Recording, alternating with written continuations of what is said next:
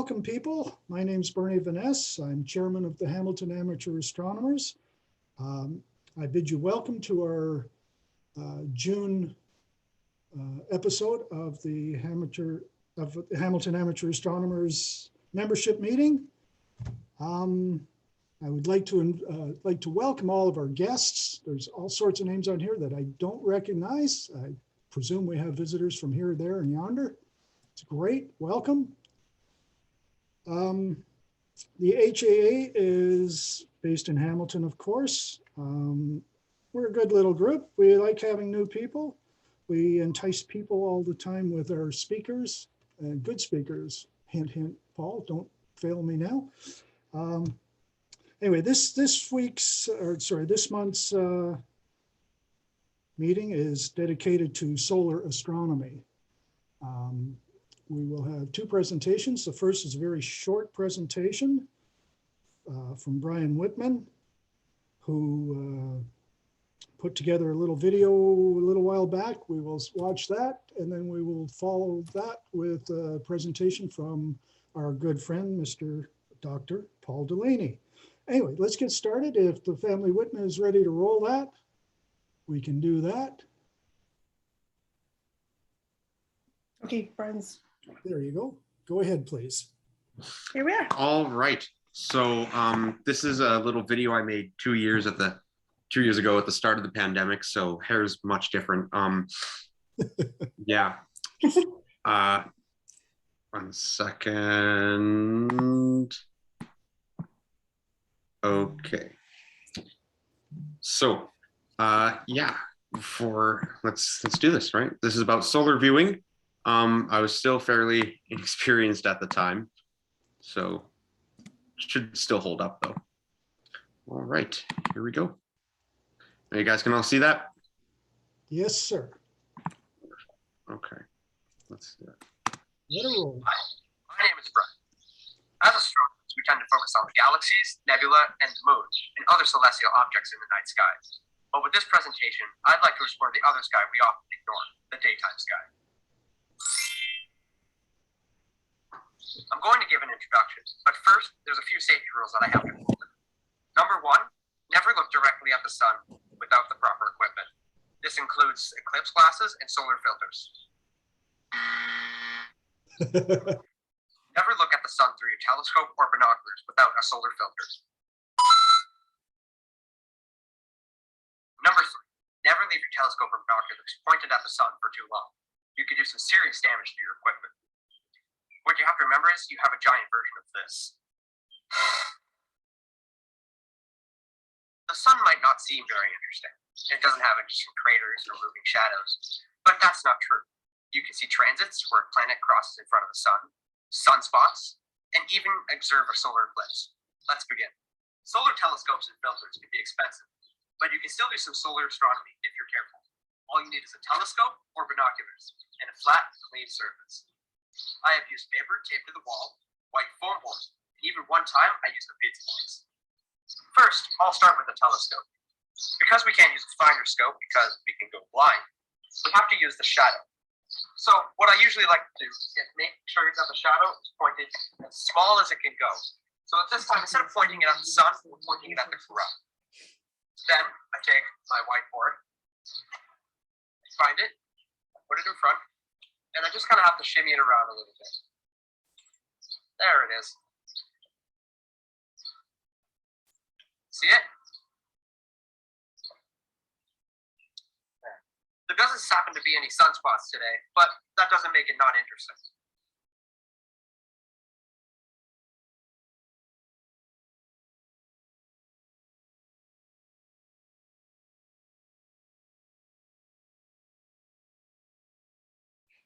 Now for the binoculars. With binoculars, you have to use 3 new equipment. One, the cap for this. Yeah. This cardboard cutout that I did myself very elegantly.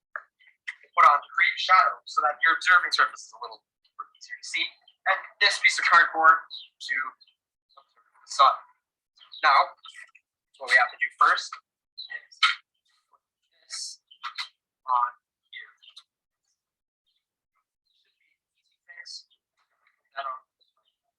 Then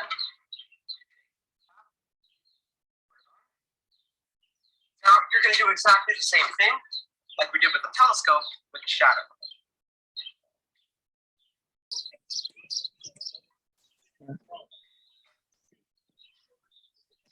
Now, when you get that little orangey spot,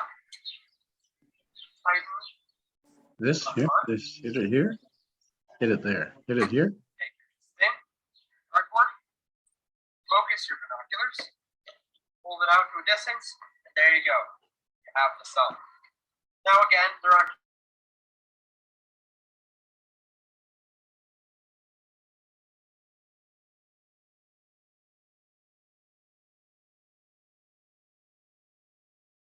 so you can still see the sun. Here's a video of the sun I saw while clouds pass over.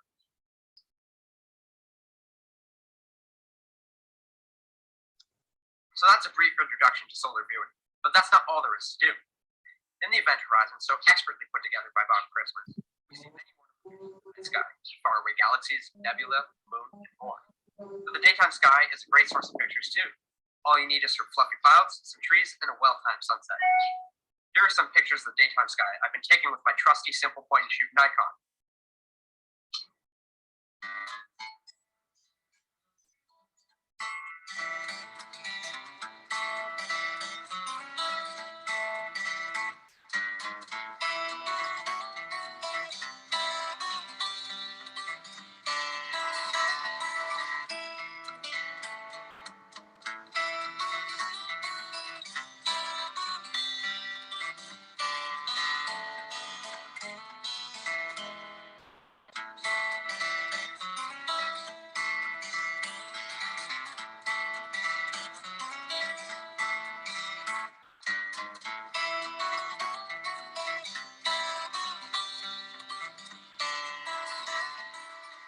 Thank you for watching. I hope you have some fun observing the sun. Remember, it's hot.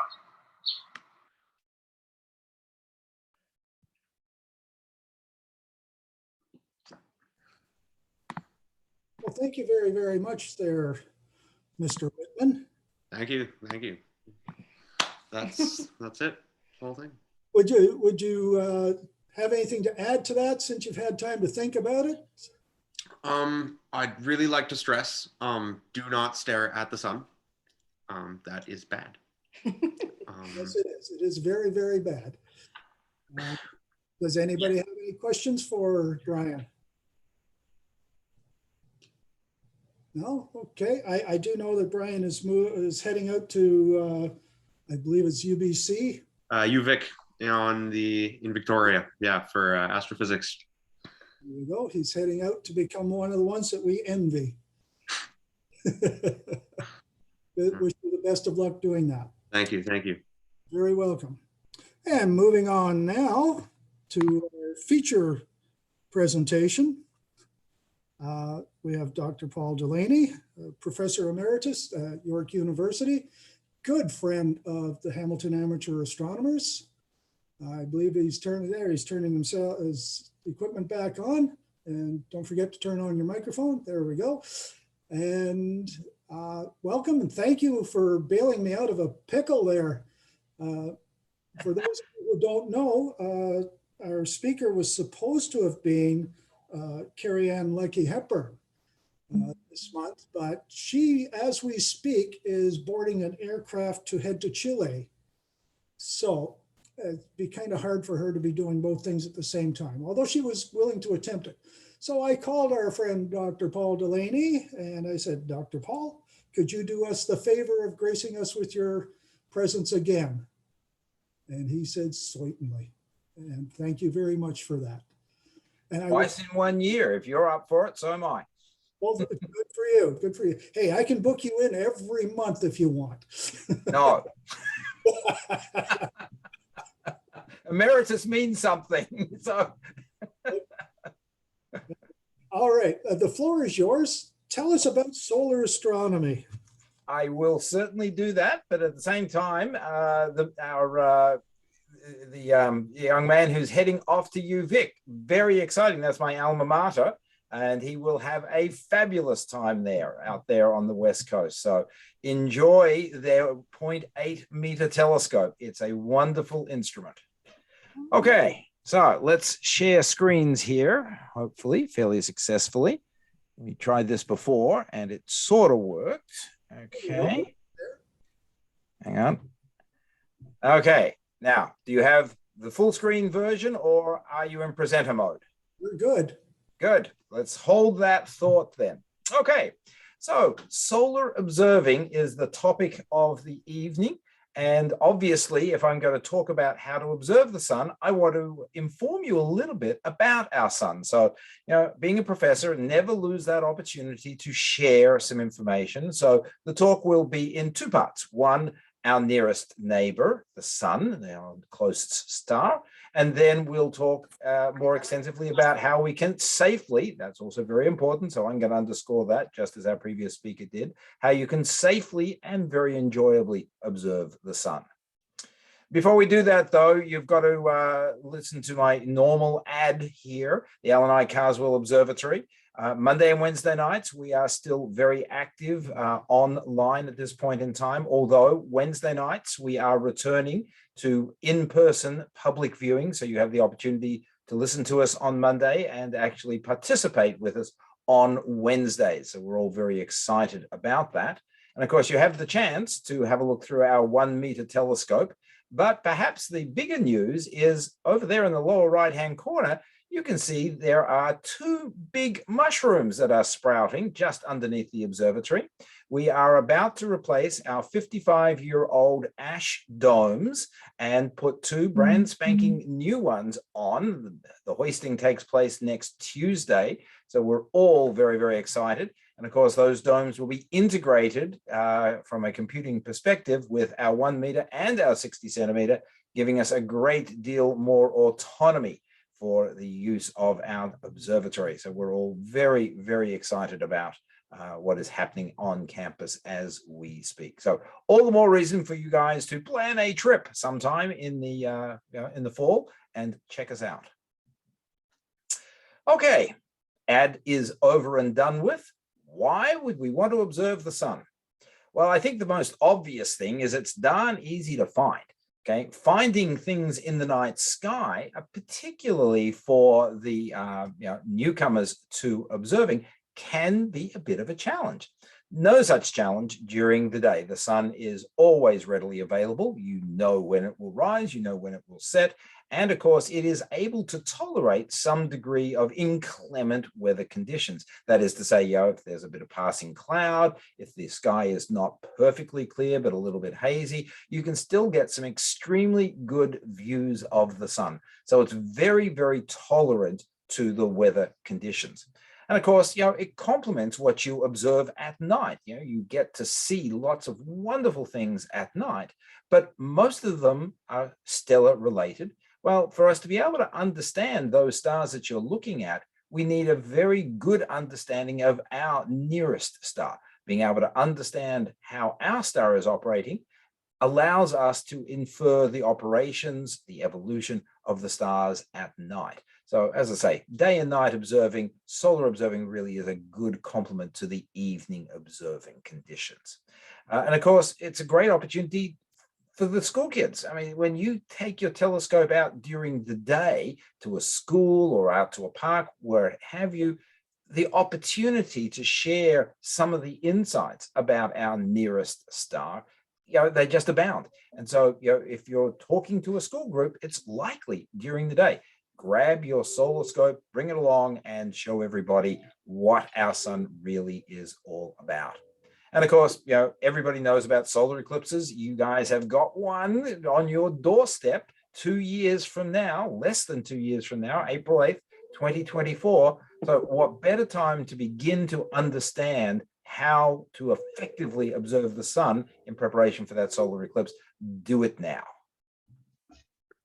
Some of the raw statistics, some of you out there will want to know chapter and verse about the size of the sun, the mass of the sun, how fast it rotates. Knock yourself out. Here is all of the information you ever wanted to know about the sun from a statistical perspective, but we're afraid to ask.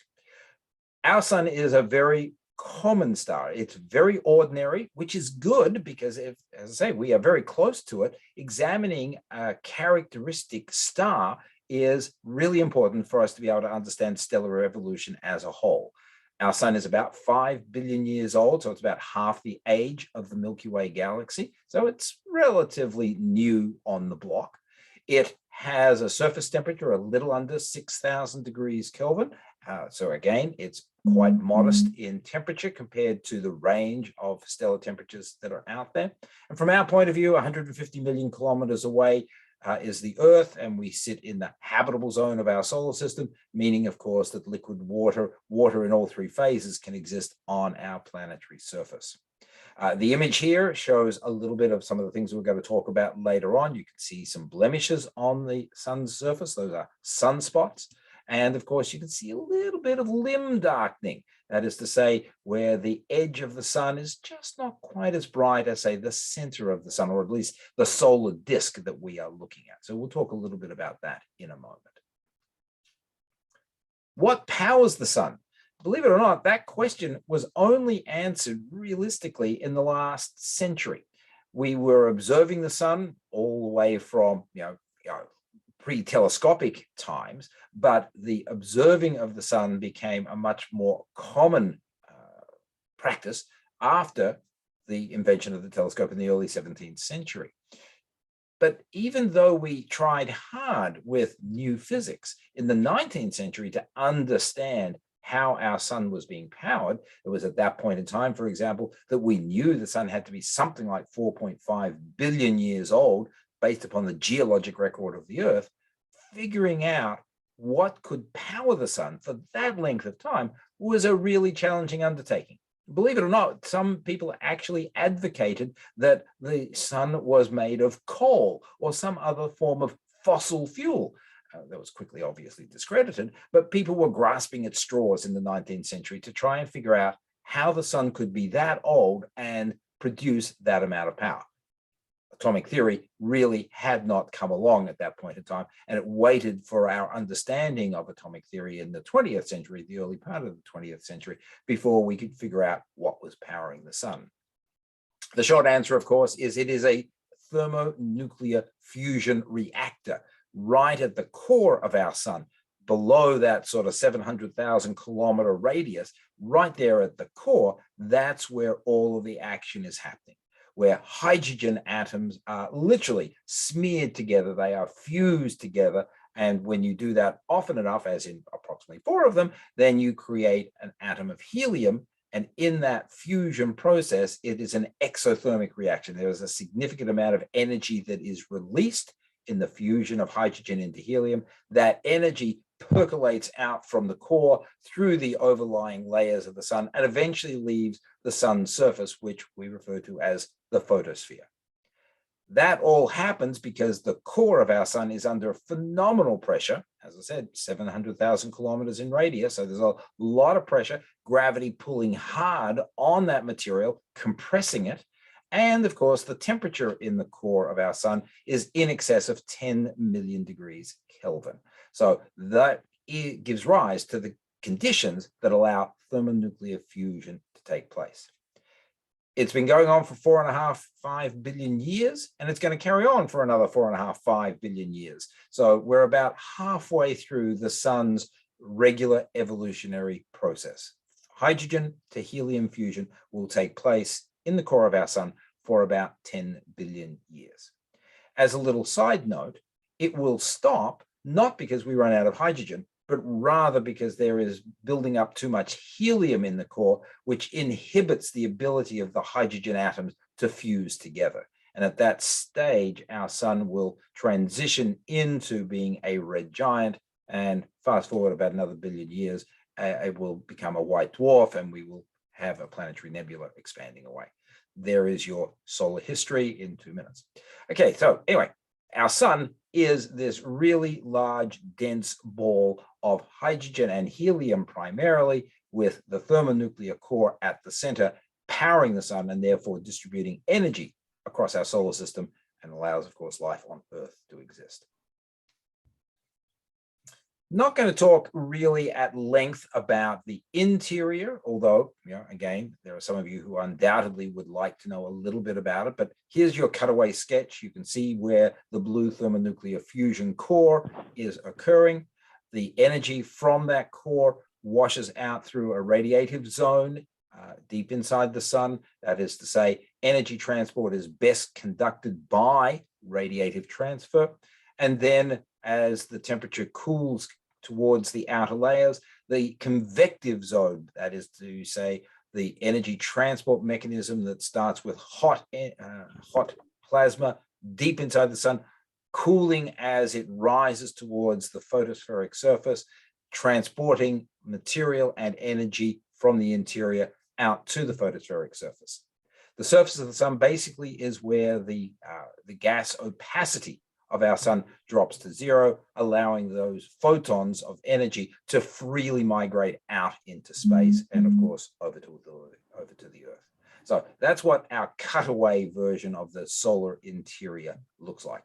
We're much more interested in this talk about the solar atmosphere, because the solar atmosphere is what we are able to observe directly from Earth. The interior is inferred to exist in the way that we've just spoken about, based upon theory and some observational facts like the neutrino flux and so on. However, from an amateur perspective, it is the solar atmosphere where we can observe lots of really interesting aspects about our sun. And make no mistake, that gives us insight into what's happening inside, because this, of course, is the outside face. And that outside face, the photospheric surface and the other parts of the solar atmosphere, exist because of the mechanisms that are flowing from inside the sun. Not just the energy, but also the magnetic field, which is generated within the sun, punches out through the photospheric surface, and is very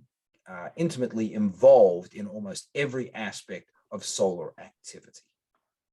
There are three principal parts to the sun's atmosphere. I've already alluded to one, the bottom of the atmosphere, and that is the photosphere.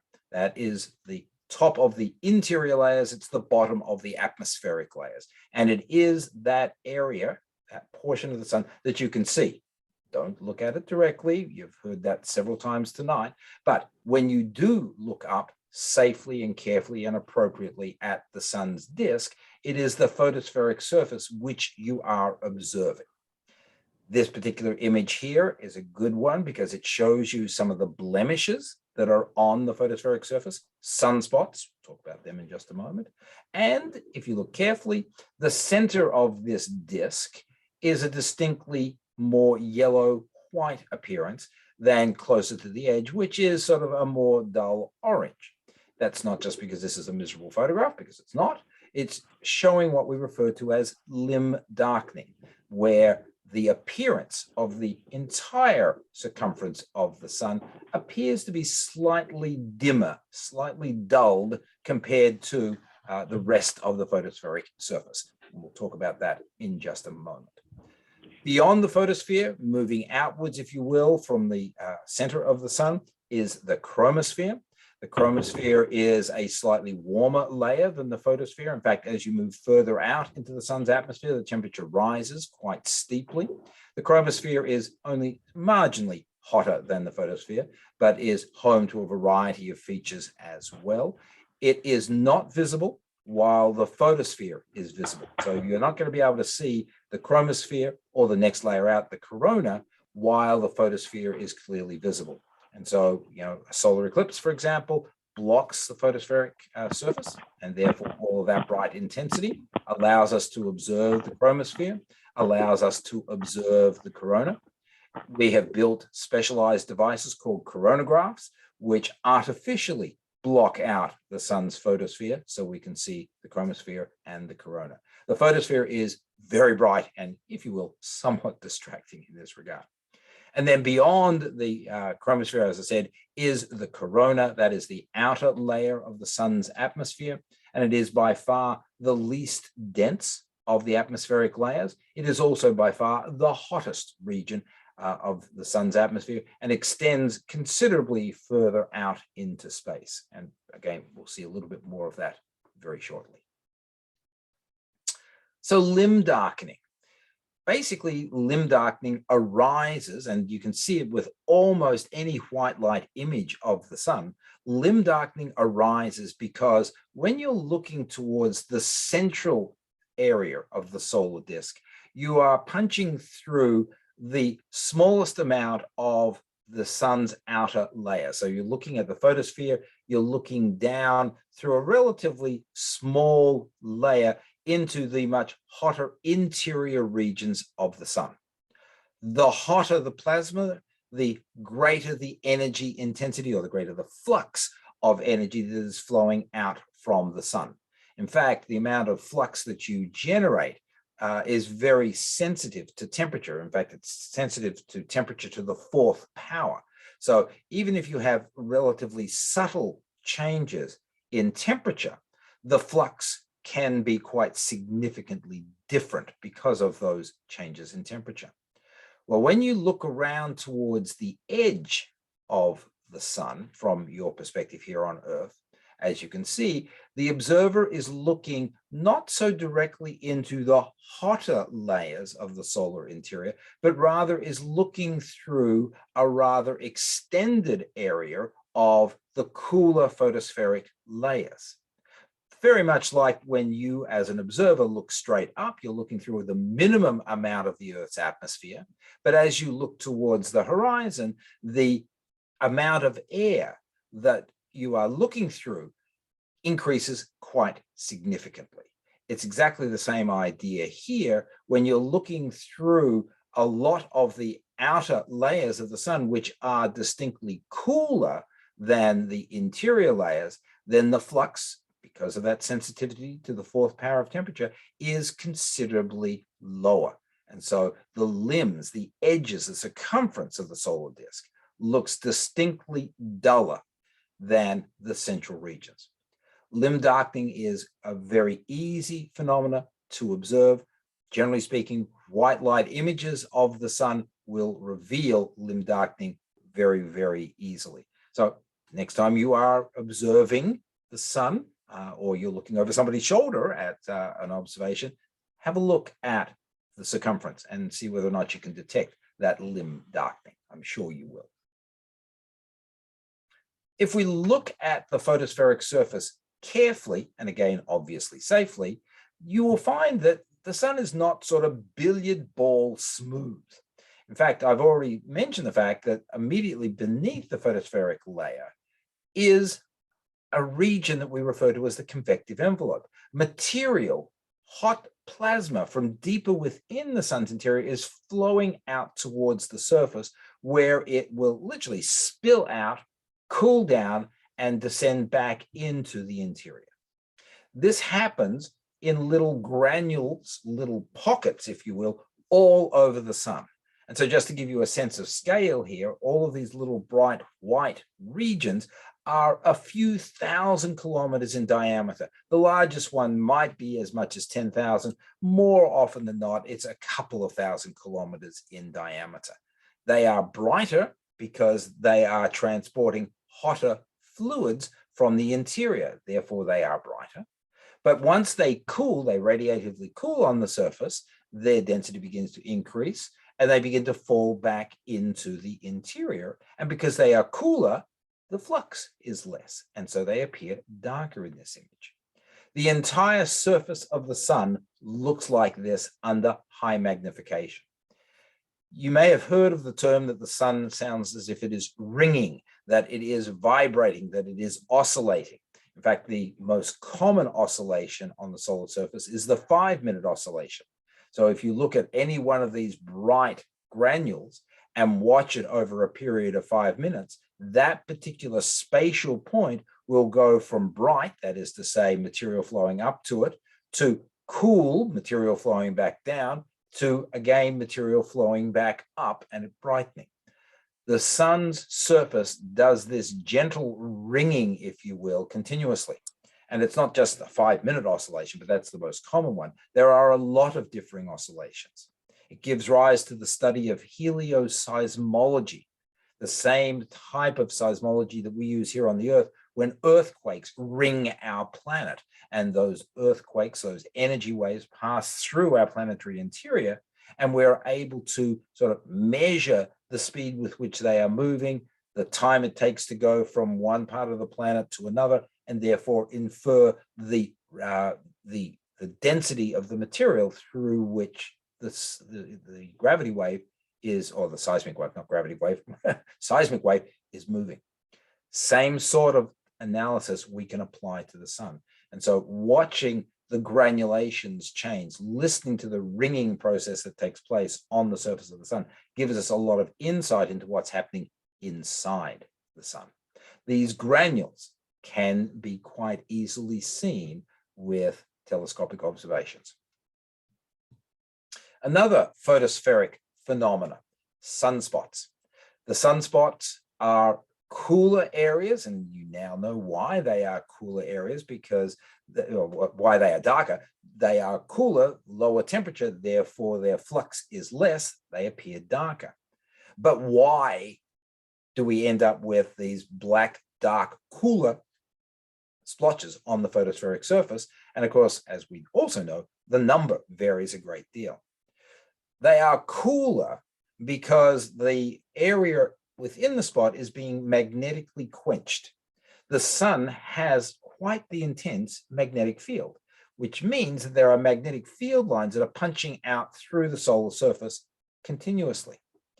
When those lines begin to bunch up beneath the photospheric surface, they actually can inhibit the flow of material, hot plasma rising.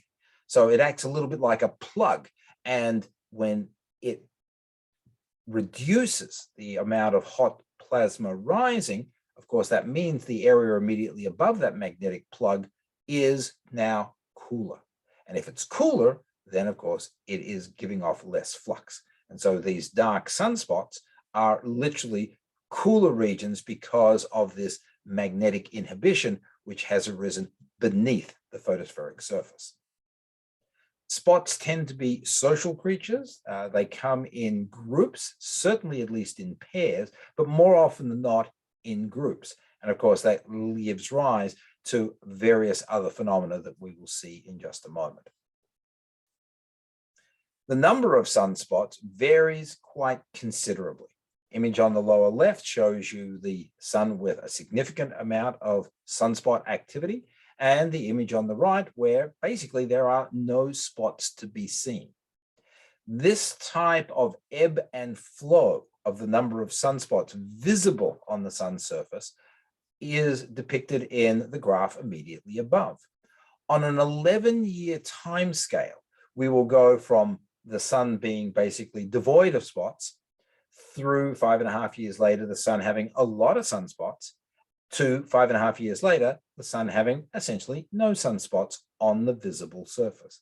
This 11-year solar cycle has been known for literally several centuries. And we can see it also marked out in tree rings, for example. There's a whole branch of science which looks at trees, and they can map out the sunspot cycle based upon tree rings if the tree is in fact old enough.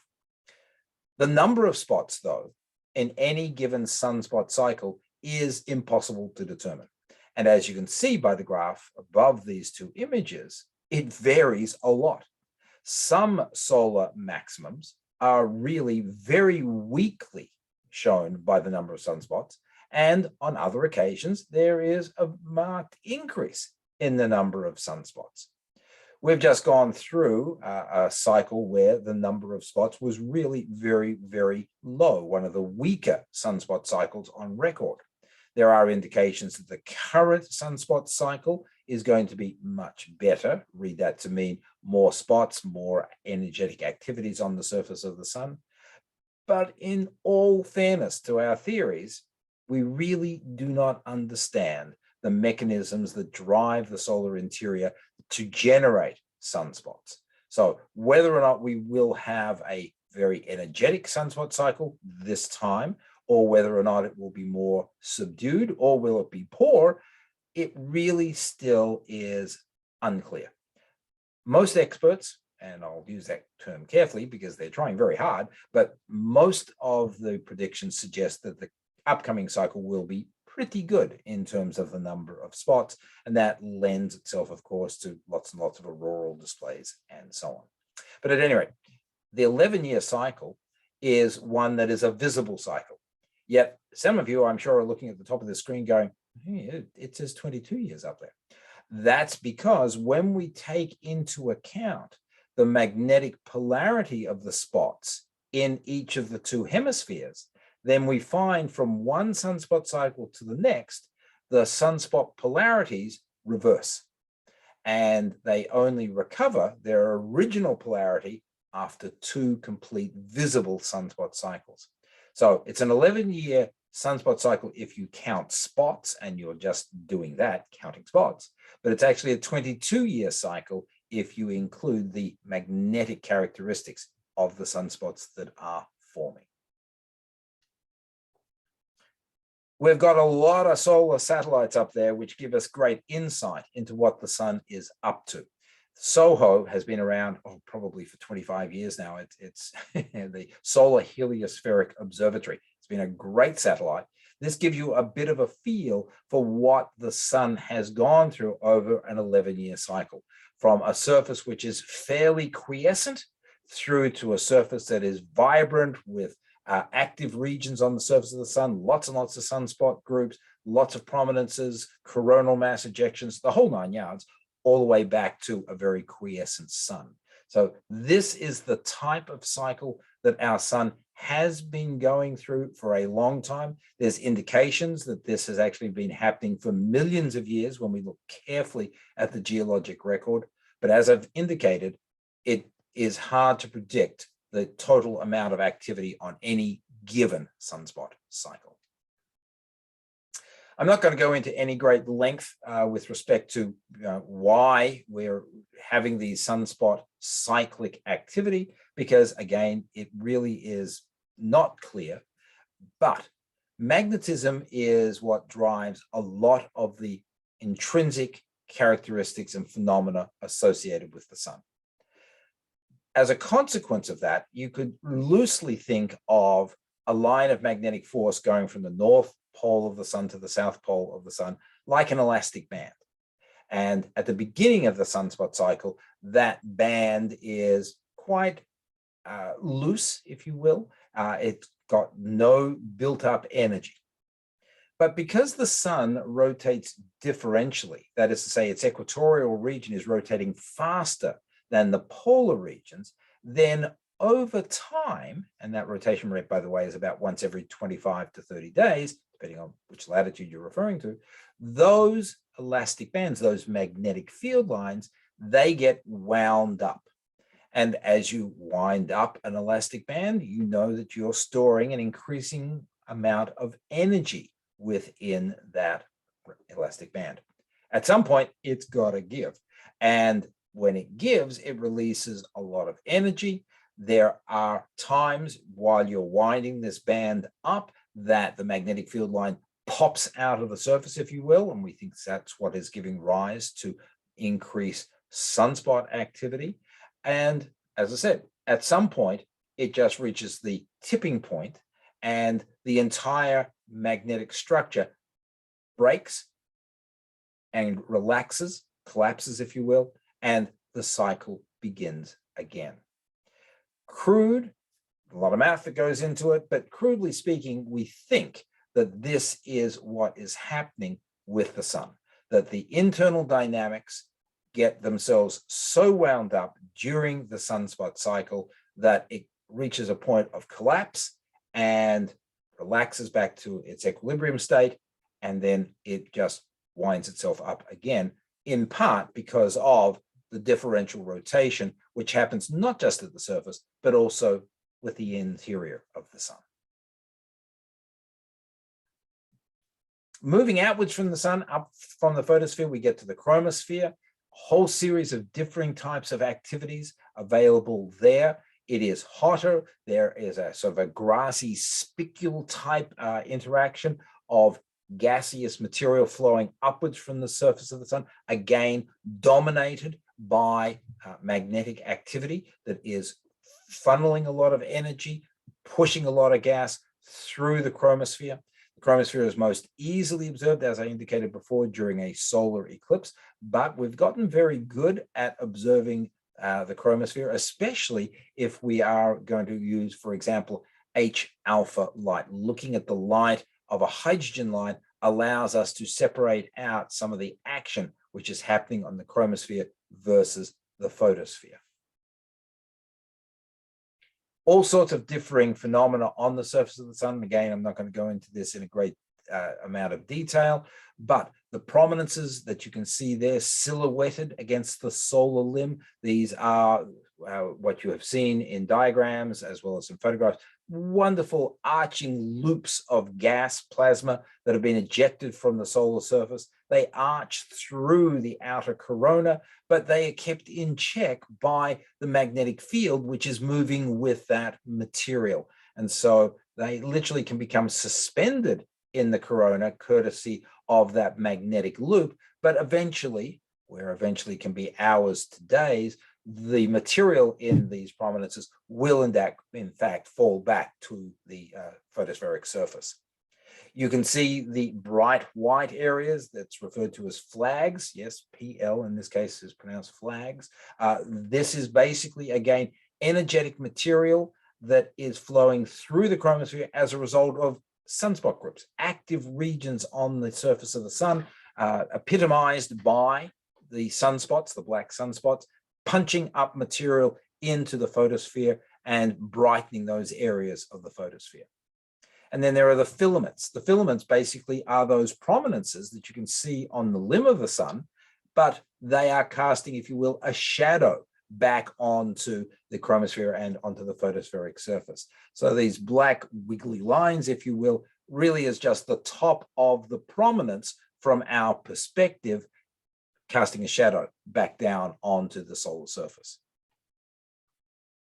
And this is basically what I have just indicated there, okay? So filaments, flags, prominences, all sorts of good stuff. The corona, the outer layer, is a really hot region. There's a lot of energy that is being funneled from the surface into the rarefied area, volume actually, of the corona. Exactly why the corona is as hot as it is, a couple of million degrees, lots of theories out there, but it still is not particularly clear to us, the energy transfer mechanism from a surface that is only 6,000 degrees Kelvin out into the corona, where the ions out there, where the plasma reaches millions of degrees. We've actually got a number of spacecraft that are flying through the outer corona, the Parker probe, the Bepi-Colombo probe. There are big efforts underway for us to try and understand some of the more fundamental physics that is happening in the corona. If the Parker probe continues on its current pathway, by 2025, it will be looping into the corona within a 4 or 5 million kilometer distance of the photosphere. That's deep into the corona. Already it is giving us insights into the physics of the outer corona, but the next few years will probably be extremely important for solar physicists to be able to nail down what is actually happening in the outer corona. You've probably all seen these types of images. These are, of course, solar eclipse images where the moon's disk is blocking out the entire photospheric surface. So, of course, the sun is now easy to look at and safe because you can't see the photospheric surface. The corona's structure varies considerably from solar maximum to solar minimum. Basically, at solar maximum, there's a lot more plasma being ejected from the solar surface. The magnetic field pushes that plasma further from the sun, and the corona is, a much more vibrant, a much larger entity. And conversely, when we're at solar minimum, of course, the sun is much quieter. The activity in the corona is considerably more subdued.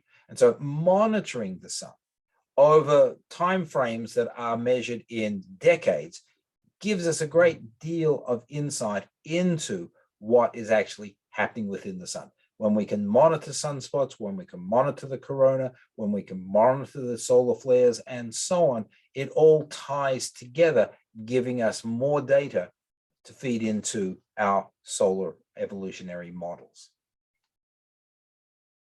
And of course, we look at the sun now in a variety of differing wavelengths, not just visible wavelengths, not just H-alpha light that I've indicated. You are able to piece together more information about what is happening, the differing atmospheric layers of the sun, if you can probe at differing wavelengths. When we do that, particularly at X-ray type wavelengths, we see very large holes developing in the corona, which allow significant volumes of particulate radiation to flow out into our solar system, what we refer to as coronal mass ejections. That allows literally waves of radiation, particulate radiation, to wash through the solar system, and if it happens to be directed towards the Earth, gives rise to geomagnetic storms on our planet, which of course in turn gives rise to auroral activity. It can also cause disruptions in telecommunication. It can cause some grief to space-based satellites. So satellites need to be hardened against these types of coronal mass ejections. And here, just to give you a little bit of scale, these are the prominences that I mentioned to you before. As you can see, they loop high into the corona, out literally, hundreds of thousands of kilometers. You can see the scale there with respect to the Earth. Everything on the sun is done on large scales. Those sunspots, I didn't actually mention that before, but those sunspots are comparable in size to the Earth. So when you see those little black dots, the average size of a spot is about 10,000 kilometers. Larger sunspots, considerably larger than the diameter of the Earth, and so on. So every aspect of our nearest star really is on a scale that is a little hard for us to appreciate. When that material does come charging across from the sun, it impacts on our magnetosphere. Generally speaking, most of the charged particles get deflected away from us. This is a good thing, but some of it does rain down into our atmosphere, past the Van Allen radiation belts, and into our upper atmosphere. And when that does happen, of course, we are in for a nice light show. The Aurora Borealis, so the northern and southern lights, are spectacular rendition of the Earth-Sun connection. These shimmering curtains of light talk to us about some terrific upper atmospheric physics, but at their heart, we're really just talking about how the sun influences activities on and around our planet on a near continuous basis. Local content here. I'm not sure whether Scott is also a member of the HAA, but he did kindly share some images of Aurora that he took in and around the Hamilton area. Can't tell you the year, but these are relatively rare to be seen this far south. But as we move into solar maximum over the next year, the possibility of these coronal mass ejections igniting significant geomagnetic storms around the Earth increases. And that means we could be lucky enough to see action, auroral action down here. Okay, so I have given you what the sun is all about. How can you go about observing it? Well, you've heard about 17 times tonight that you've got to do it carefully. You don't play around with the sun. When you're making observations of the sun, you have to make sure you've got the right filtration, you've got to have the right equipment, and of course, you never leave equipment that's looking at the sun unattended. The sun is a dangerous object. It is beautiful. It has wonderful physics. It has got terrific observing capability. It is mesmerizing, but never lose sight of the fact that it is also a dangerous object, and so it must be treated with great respect. There are principally two ways that you can look at the sun from an amateur's perspective. What we refer to as white light or broad spectrum type analysis, where you're using some type of filter, either on binoculars or perhaps with the unaided eye even, looking at white light imagery of the sun. This gives you some pretty good imagery of the photospheric surface, of sunspots, of granulation, and so on, but it doesn't give rise to looking at prominences, looking at filaments, and so on. That's better seen with narrowband imaging, what we refer to as H alpha, looking there at the wavelength of hydrogen and around about 652, yeah, 352, maybe 356, keep forgetting, nanometers in the electromagnetic spectrum. So white light broadband, basically you're looking across the rainbow of colors, white light. Whereas narrowband, you're looking at anywhere from sort of like 10 nanometers up to 100 nanometers, a small slice out of the electromagnetic spectrum. The other good news about observing the sun in either of these capacities, white light or H alpha, is you don't need big apertures. This is the sort of thing where aperture fever does not really apply. You can have some absolutely fabulous observations of the sun with apertures that are measured in literally only a few centimeters, say 10 centimeters or thereabouts. You can certainly have larger apertures, but with larger apertures, you sometimes need to deal with larger solar filters, and larger solar filters tend to cost more. So you don't need big apertures. You can use Schmidt-Cassegrain telescopes, the traditional sort of 15 to 20 centimeter size, but as I say, big apertures really just not necessary when we're looking at the sun. The sun's got lots and lots of photons. Okay. The easiest way, of course, looking at the sun is with the unaided eye. That is to say, no binoculars, no telescopes. You've got to have the right filter, obviously, a pair of nice solar glasses that have got some mylar films. We've seen those a lot in recent years with the 2017 solar eclipse, and they're already being sold for the 2024 solar eclipse. No magnification involved here, but simplicity at its finest. You just get enough of the mylar filters or the number 14 welder's glass to cover your eye, and then you can look at the sun and be able to see the disk. If there are some sunspots, or if there's a transiting planet like Mercury or Venus, you might be hard pressed to see Mercury, but you can certainly see Venus. So it's a simple way of observing the sun safely, the photospheric surface of the sun. And of course, if you are watching a solar eclipse, it's an easy way to see the sun being steadily engulfed, eaten by the moon as it moves across the disk. So that's the easy way of looking at the sun with no magnification. It's white light filters. Of course, depending upon whether or not it's mylar or number 14 welder's glass, the color of the sun will be different. So it's not white necessarily, but it is still a broad spectrum observation. When you're doing this, if you're observing white light broadband and you are wanting to use a telescope for increased magnification, that's fine, gives you greater detail. When you're talking about using filters, they're always at the front end of the telescope. You are always wanting to block the energy that is flowing down into your telescope before it gets to the telescope. And those types of filters, the mylar filters or the black polymer filters and so on, or even the glass filters, you want that at the front end of the telescope where you're literally rejecting approximately 0.0, where you're only allowing the transmission through the telescope of about 0.001% of the energy of the sun. So the filter at the front is cutting the intensity of sunlight down by about a factor of 100,000, okay? So these are always at the front end of the telescope. If you ever see a telescope being advertised and they've just got one of those solar filters at the eyepiece, then you steer clear of it, with a huge barge pole. I mean, you don't want that type of situation. Those types of filters can crack, and of course, the moment that happens, you've got an intense beam of sunlight that is going into your eye.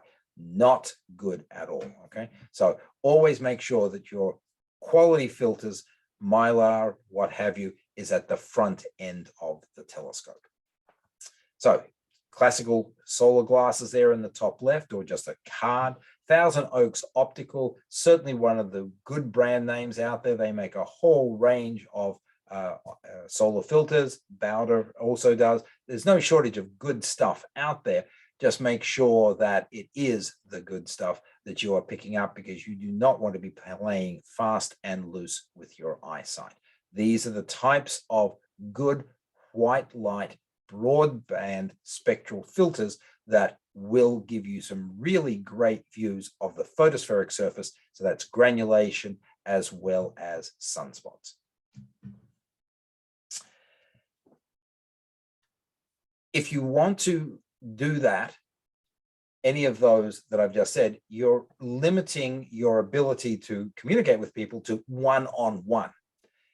If, however, now you project an image of the sun, as was shown in our opening little monologue there, the video that we saw, then you are now able to reach out to a much larger crowd. You can put 10, 15 people around a projected image of the sun, and now you can point out calmly a transiting planet, and obviously even Mercury can be easily seen, and Mercury transits happen sort of like about every 10 years or so, give or take.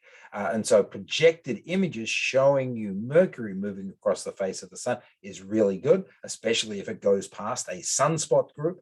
So again, you know, projected images, very, very helpful way of being able to show some wonderful features on the solar surface. Pinhole cameras, they're handy as well, but again, you're talking about one person at a time. You can get yourself a shoebox, punch a small little hole in one end of it, point that hole towards the sun. An image of the sun will now form inside the box. If you cut a viewing hole right beside that little pinprick, then you can look into your pinhole camera and see an image of the sun. Problem there is they tend to be faint. They're very effective, but they tend to be faint. And so here you can see the pretty standard type of way that projected images from small refracting telescopes are able to show you, in this particular case, the various phases of a solar eclipse. If you want to see some of the more dramatic stuff, well, that's now H-alpha. The white light filters that we were just talking about, relatively inexpensive. They, depending upon the aperture of your telescope, you know, you could be picking up a white light filter, 30, 40, 50, maybe $100 if you're talking about a really large aperture. If you're picking up a pair of white light sunglasses, solar glasses, you know, that's $3 or $4. Very inexpensive. If you want to see the prominences, the filaments, if you want to see some of the really stunning imagery that is available to you from the chromosphere, H-alpha is the way to go. This is narrow band imaging, and H-alpha is not the only narrow band. You can look at lines of calcium, you can look at lines of sodium. There's a variety of narrow band imaging that is available to you, but the most cost-effective, and certainly, in my opinion, the most spectacular, is associated with H-alpha. 656.3, not 652, 656.3 nanometers. So that's the wavelength that is being passed through your filter into your eyepiece. Generally speaking, you may have a 1 nanometer wide bandpass. Some of the more expensive H-alphas will be tunable down to a smaller range than 1 nanometer either side of 656. Just depends how much you're interested in spending. But the H-alpha narrowband filtering can give you some truly stunning images. This is where you can see some of the filaments. Those are the prominences, the shadow of the prominences. You can see some of the flags. That's the bright regions on the chromospheric surface, and so on. This is where you can really blow people away, so as to speak, with some absolutely fabulous imaging. And because an H-alpha filter is tunable, then some of that activity of the sun, the sun's surface oscillating, coming towards you, going away from you, you can tune your filter to maximize the quality of the imaging of the sun that you are looking at. You still have to have an energy rejection filter at the front end of the telescope. The hardware for the viewing is obviously down near the eyepiece. It's a more complex system, but not by much. And in this day and age, there are many differing solar observing systems available to you. And with just a relatively little bit of effort, you will find yourself being able to take the sorts of images that you see on the screen. So white light, photospheric imaging, or the H-alpha narrowband, giving rise to some of the spectacular images that you see here. So solar observing awaits all of you. You know where the sun is, you know when it's coming up. It's just a matter of getting your favorite set of equipment and go to it. Thank you very much. Thank you very much, Dr. Delaney. I'm sure there are questions out there.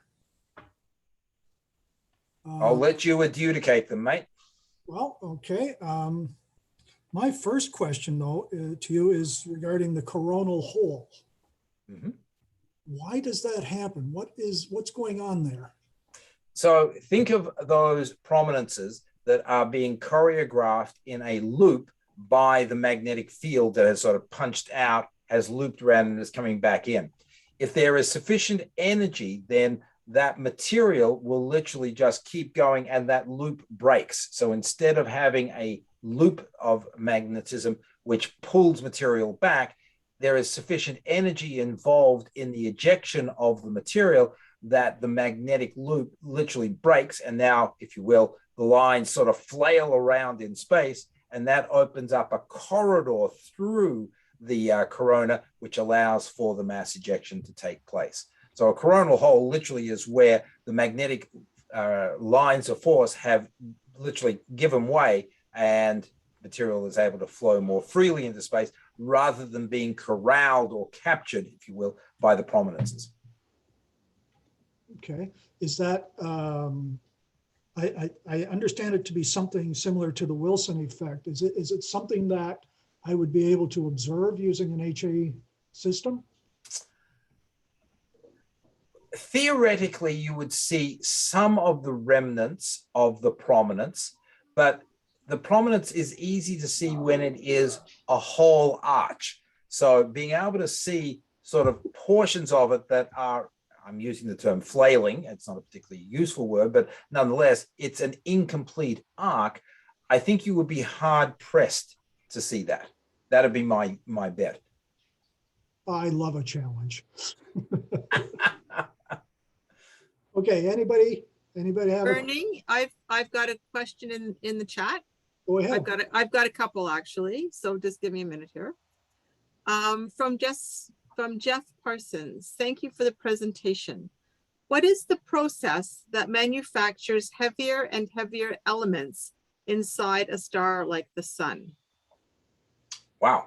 Okay, so what we call stellar nucleosynthesis is basically what is being asked about.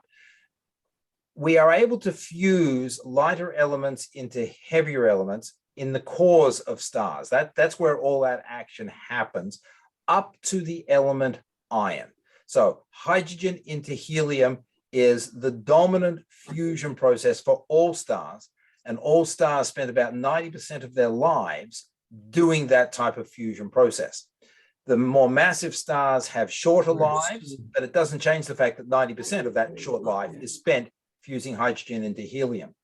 Depending upon the mass of the star, other fusion processes are possible. So our sun, for example, will fuse helium into carbon, and that's what we refer to as the triple alpha reaction. So in the red giant phase of our star's evolution, we will generate a significant amount of carbon. Because our sun is a lightweight in this regard, but that gives it longevity. But because it is a lightweight, we will not be able to fuse en masse anything heavier than carbon. We will get a little bit of oxygen, we will get a little bit of nitrogen as leftover elements in this process, but not a lot. Heavier stars, however, can fuse carbon into successively heavier elements. And so the most massive stars are able to create sort of like an onion skin type structure inside their interiors, where each of those onion skins is a different type of fusion process, fusing heavier and heavier elements with time. And so you can build up silicon, you can build up magnesium and so on with more massive stars. You can only get to iron though in that process. So all of the elements up to iron can be fused in a nucleosynthesis process in a stellar interior if you've got a massive enough star. The remaining elements, it gets a little more complicated.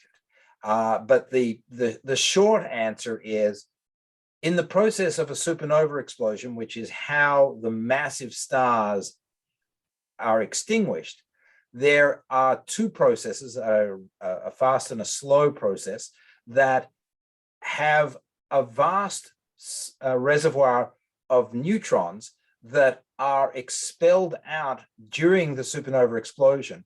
And they are able to build up heavier elements than iron. So iron will absorb some neutrons and create the next element up in the periodic table, and that can grab some neutrons and so on. We can build heavier elements because of the neutron capture process in supernova explosions.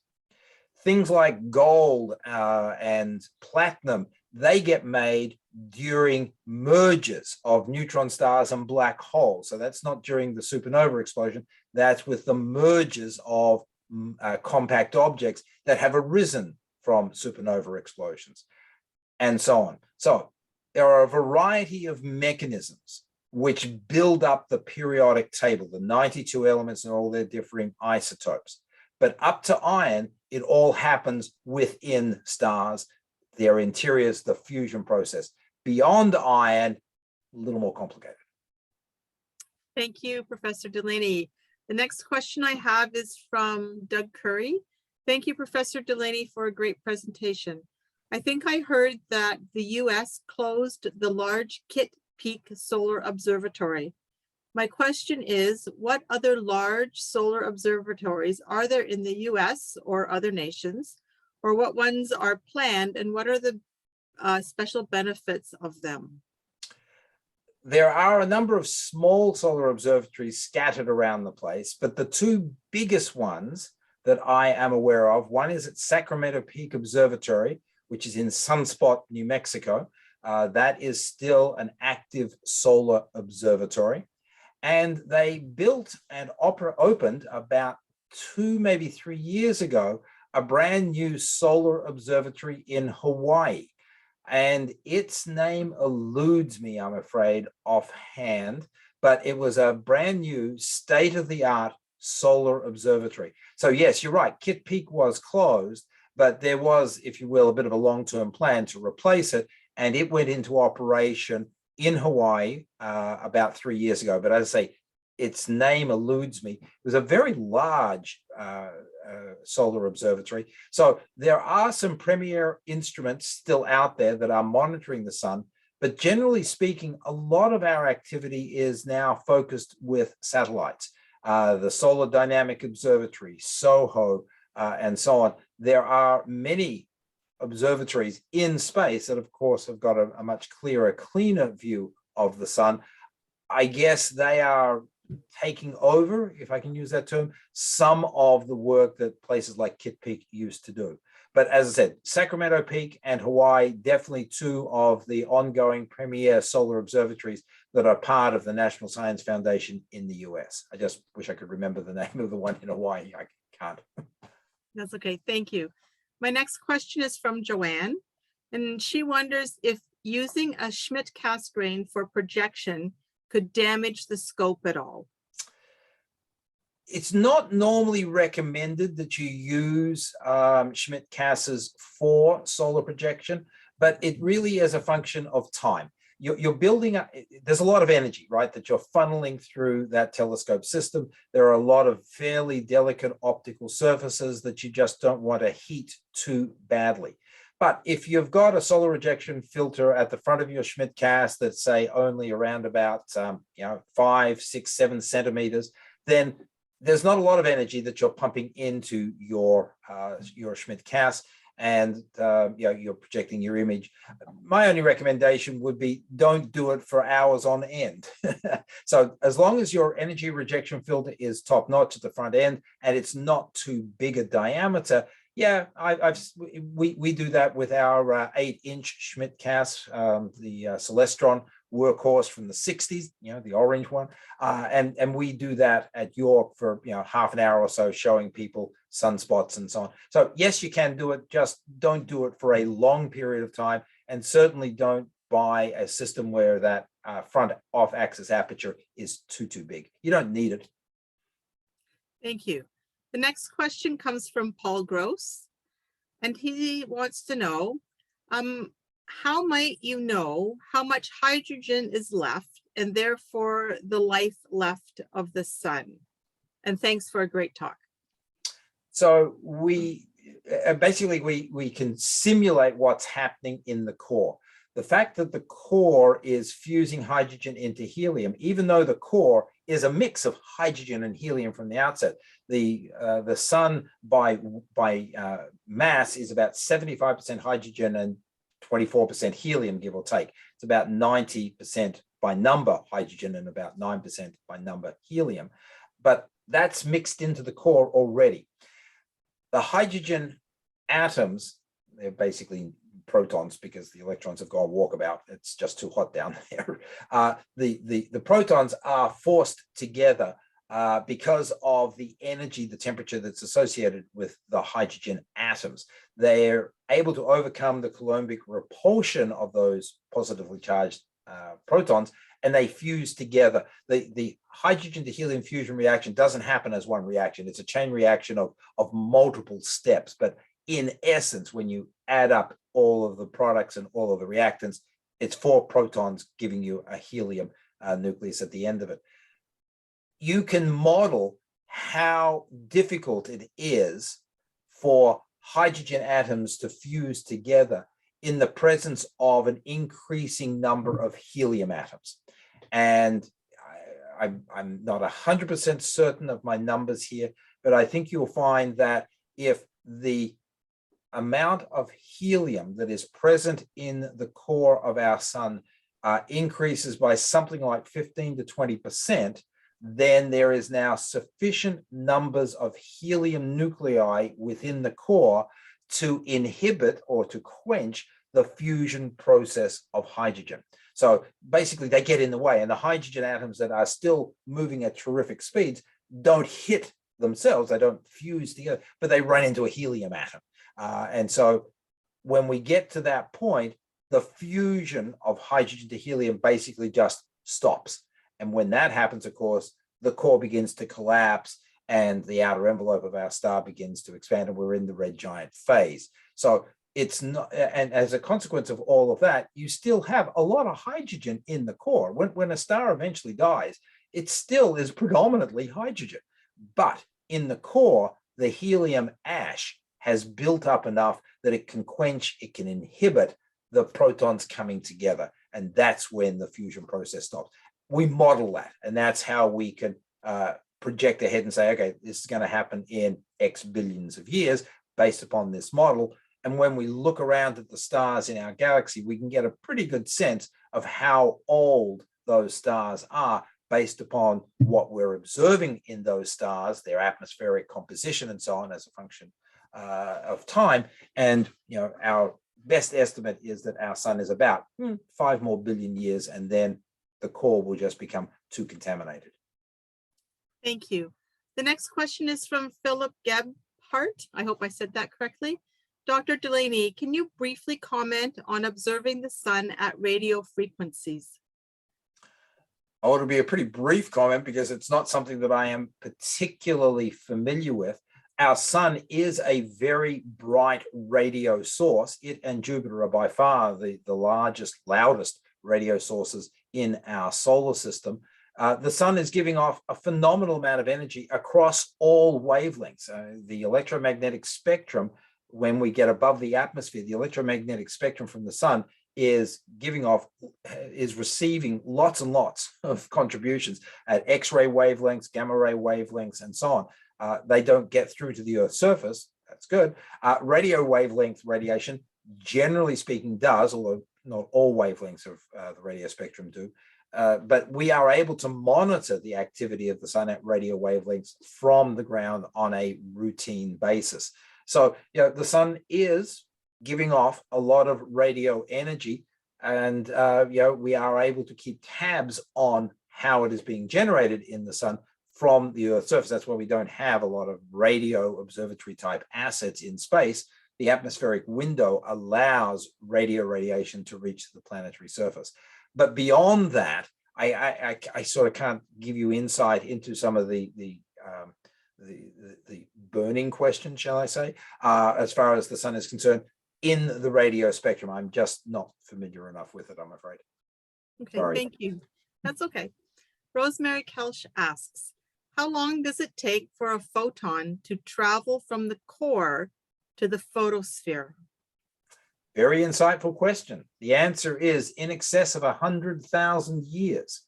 Even though you might think that it should only take a couple of seconds to go from the core to the photosphere, and for neutrinos that are generated in the nuclear fusion process, they do in fact only take 2 seconds to reach the photosphere.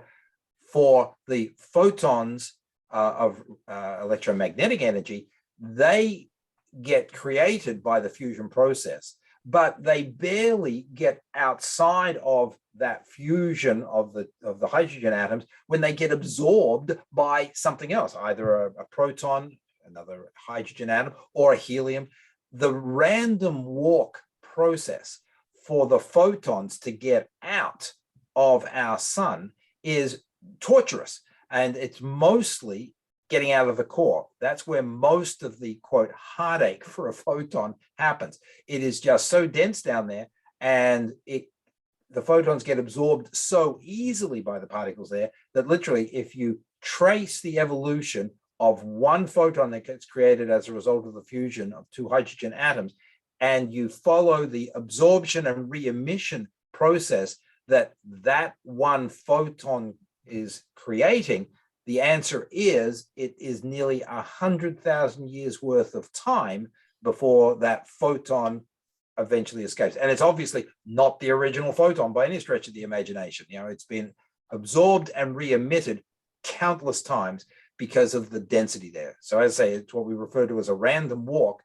And for the photons to get out from the core to the photosphere, give or take 100,000 years. Thank you. My next question is from Jason Colavecchia, and he says, I was reading that I believe it's a cubic meter of solar material on its own produces from fusion something like 200 watts of actual energy, similar to a cubic meter of compost. Is this accurate? Can you just read the beginning of that question again? Because I think the answer is no, but let me just hear the question again. No problem. I was reading that a cubic meter of solar material on its own produces from fusion something like 200 watts of actual energy, similar to a cubic meter of compost. Okay, so I believe the answer is no, and I'm just trying to think of what they might have been driving at. If you grab a cubic meter of fusing hydrogen material from the core, then it's a fairly significant amount of energy. The mass depletion, the mass loss of a hydrogen fusion process, when you take 4 hydrogen atoms and compare it to helium, when you look at the mass loss, and you do E equals mc squared, it's a whole lot more than compost. So there's a lot of energy, but I'm just sitting here thinking that washes out through the interior. It heats up the core. It transmits a lot of energy to the core to continue the fusion process. There is energy loss in the radiative transfer, in the convective envelope, and so on and so forth. So I'm just trying to think that if you grab that cubic meter of the surface of the sun and you compare the energy released there by the time it gets to the Earth's surface, is that comparable to compost? The the amount of energy we receive from the sun here in Earth orbit is about 1,360 watts per square meter. That's what we receive here. So I guess the way the question is being written, I would say the answer is categorically no, that a cubic meter of fusing hydrogen into helium is a phenomenal amount of energy that is being generated compared to compost. But depending upon how you want to interpret where that energy goes in terms of it's got to fight its way out through the sun, out through the photospheric surface, maybe the net effect here on Earth, for example, or in Earth orbit with 1,360 watts per square meter, maybe that's comparable to composting material. So not 100% sure of the best answer there, but my gut reaction is no. Mass loss E equals mc squared. A cubic meter of fusing hydrogen to helium is a whole lot more than compost. Jeff Parsons let us know that it's the Daniel K. Oh, Yeah. N-O-E? Yeah.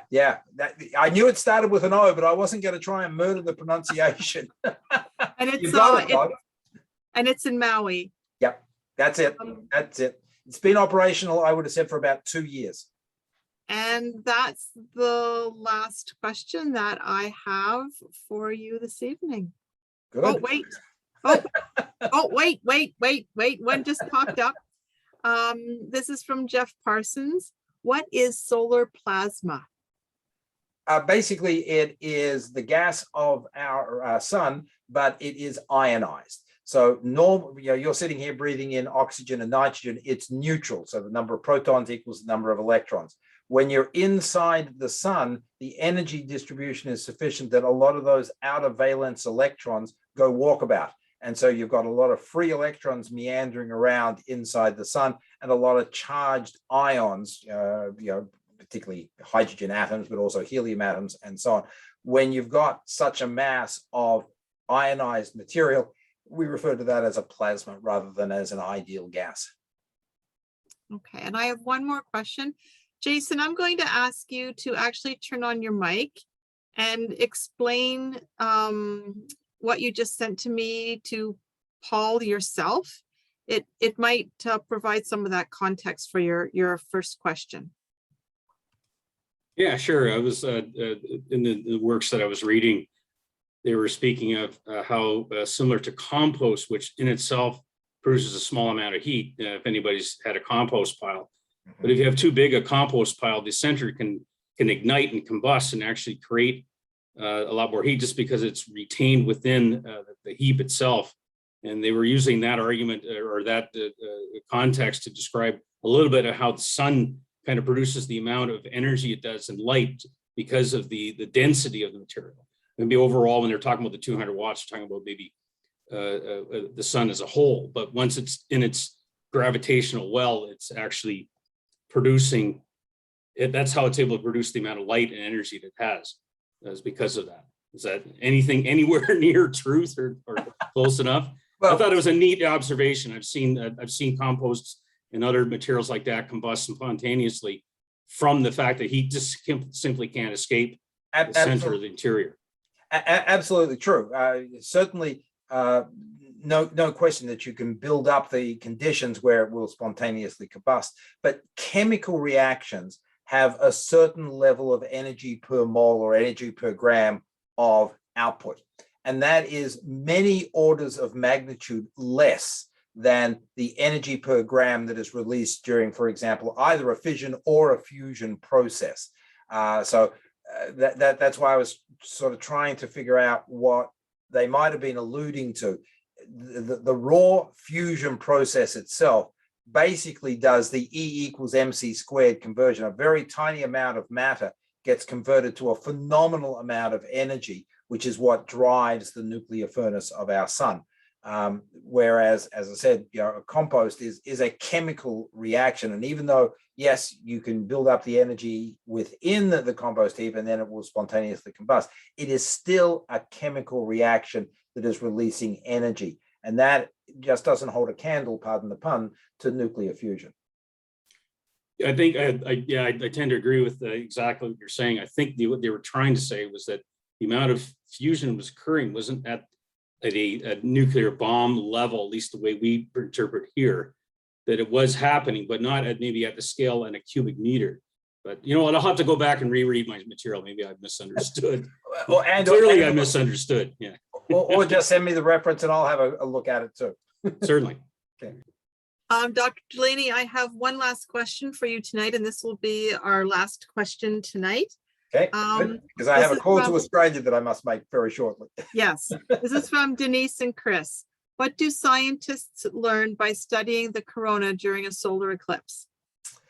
So the solar corona gives insight into the material that is flowing from the surface of the sun, and it generates light through a polarization process. The corona actually is a real physics laboratory, a real tangle of stuff for us to get a better understanding of what is actually happening beneath the corona. The corona is driven, the phenomena of the corona is driven by activity flowing through the photospheric surface. So as I've implied, the magnetic field of the sun carries material into the corona and beyond. And so when we are looking at the corona, not just during solar eclipses, as I said, we've created coronagraphs now that in space block out the photospheric surface, and we can monitor the corona almost continuously with some of these space-based assets. Watching the way the corona changes gives us an inference about what is actually happening beneath the photospheric surface, because the magnetic field is created within the sun. It's not created at the photospheric surface. So the corona gives us an insight into the solar interior, just as neutrinos give us insight into the core of the sun.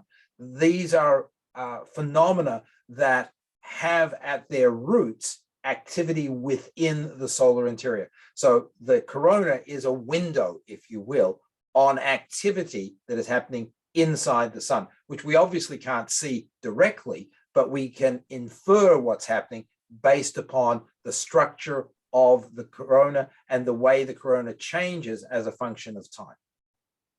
Thank you. Bernie, over to you. Terrific. Thank you, Dr. Delaney.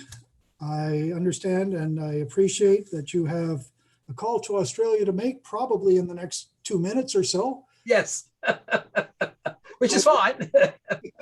So I will make this quick and say thank you very much. It's been very educational, very entertaining, and very, I can't think of a word that starts with E to say inspiring as well.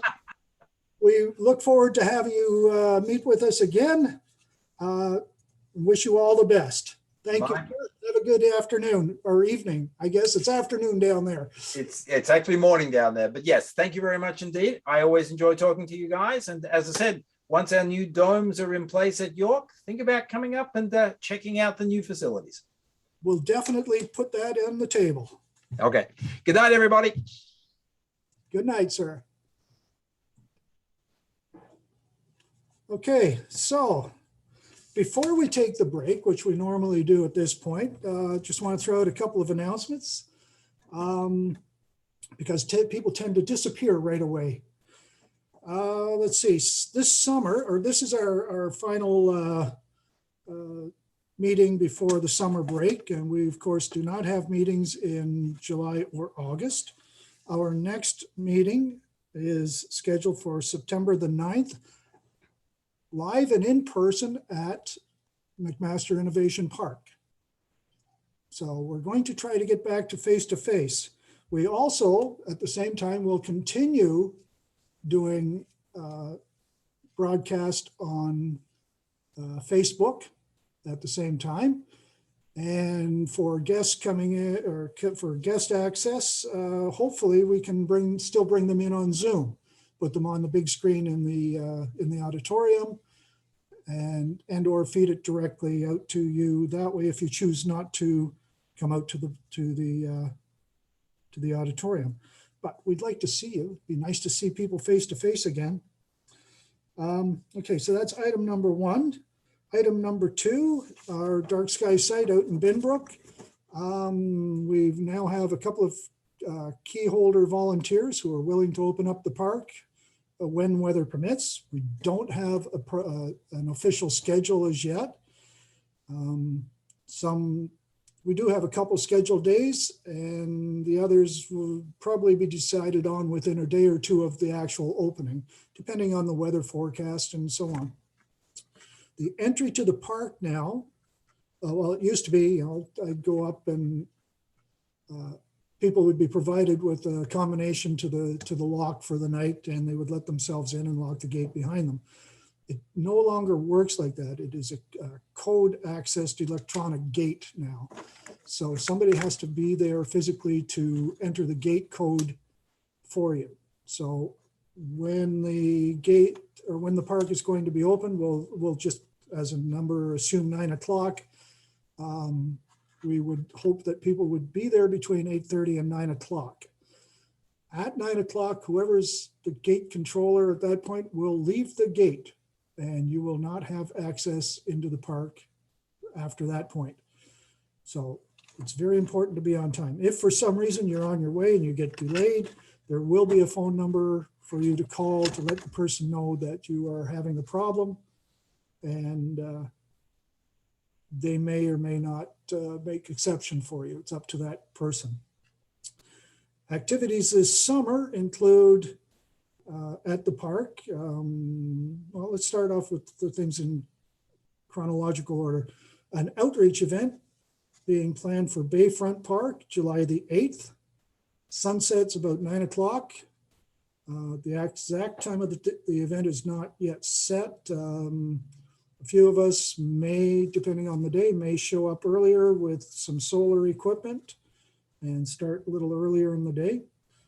The following night, on Saturday night, will be, weather permitting, a Binbrook Dark Sky Night. You'll receive an email through our email system for that. Let's see, Perseids, which we normally do for the Perseid meteor shower, is not going to happen this year. Be rather redundant, seeing that we'd be trying to watch it through a full moon. But in its place, we will be opening the park for a members only night on Friday, the 29th of July through July 30th in the morning.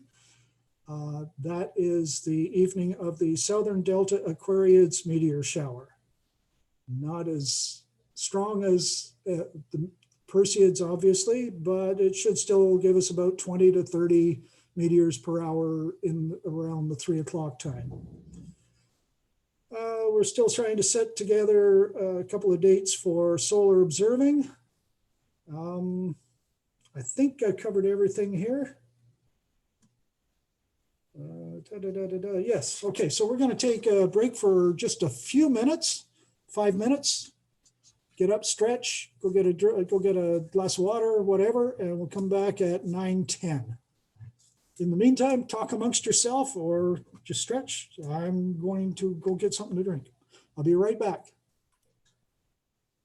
Paul, I just saw your question in the chat about talking about averted vision and its effectiveness in naked eye stargazing. Or is it just with telescopes? I don't think we'll have time after the break to address that question, but if anybody here would like to answer that question now, this would be a perfect time to talk about averted vision with using a telescope as opposed to naked eye viewing. So if anybody here wants to take up that chat, please let me know. Or please just answer.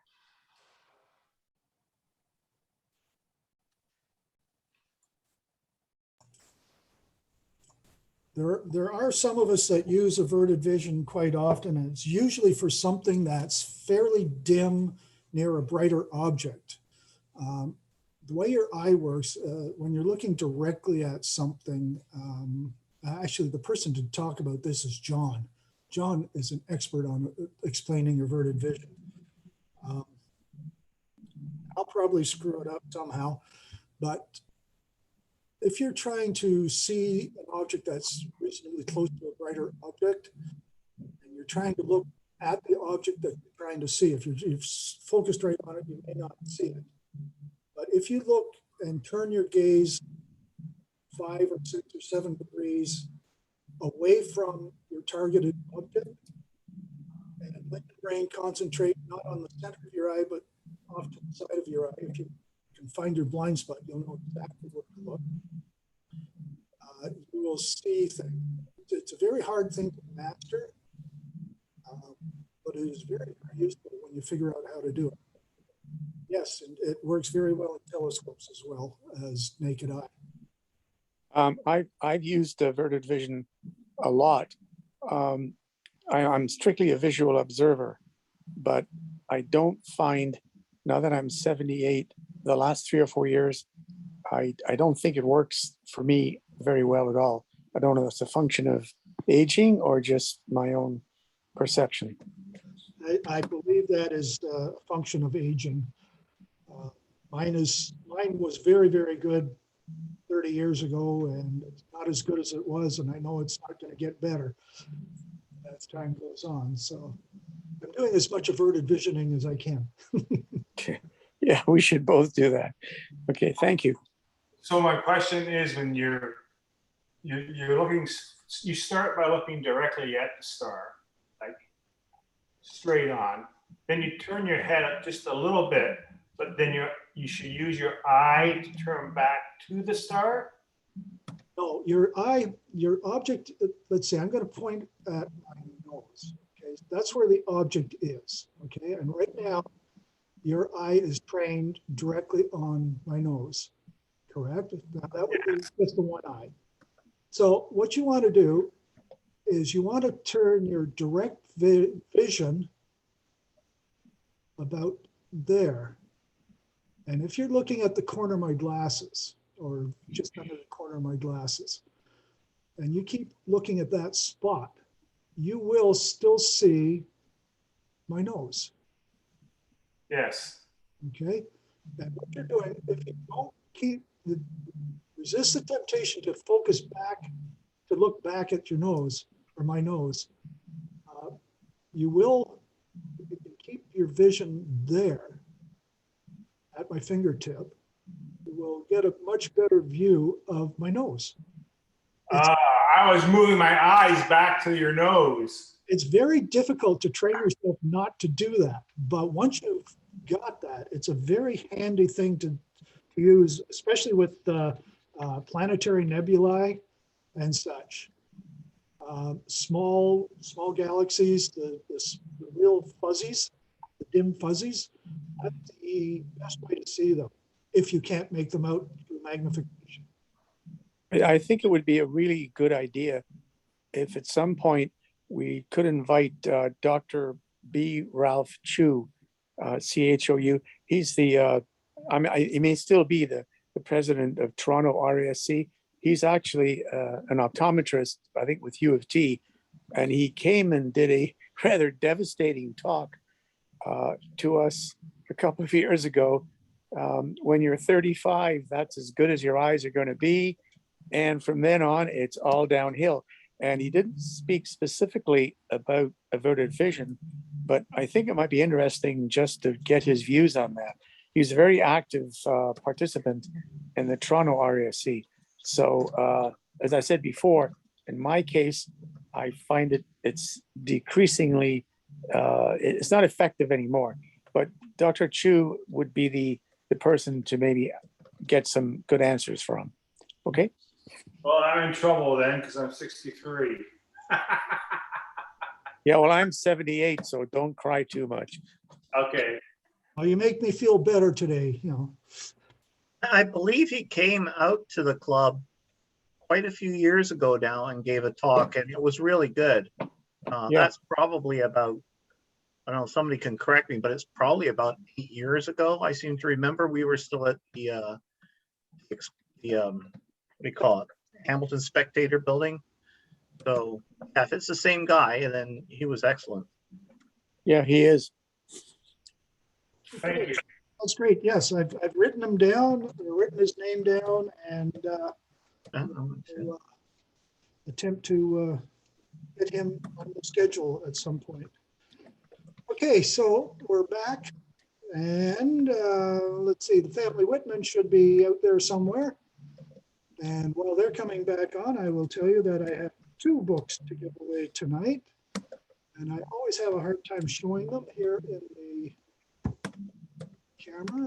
We'll try to sneak up on it. We've got Star Talk, Dr. Neil deGrasse Tyson, National Geographic book, very handy, a whole bunch of information about this, that, and the other thing.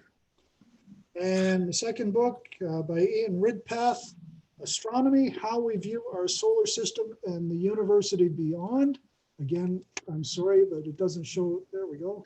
You sort of get a view of it, but whatever. Anyway, we're having 2. And the names shall be, they're the family Whitman, or part of the family Whitman. Matriarch of the family Whitman. What a great word, matriarch.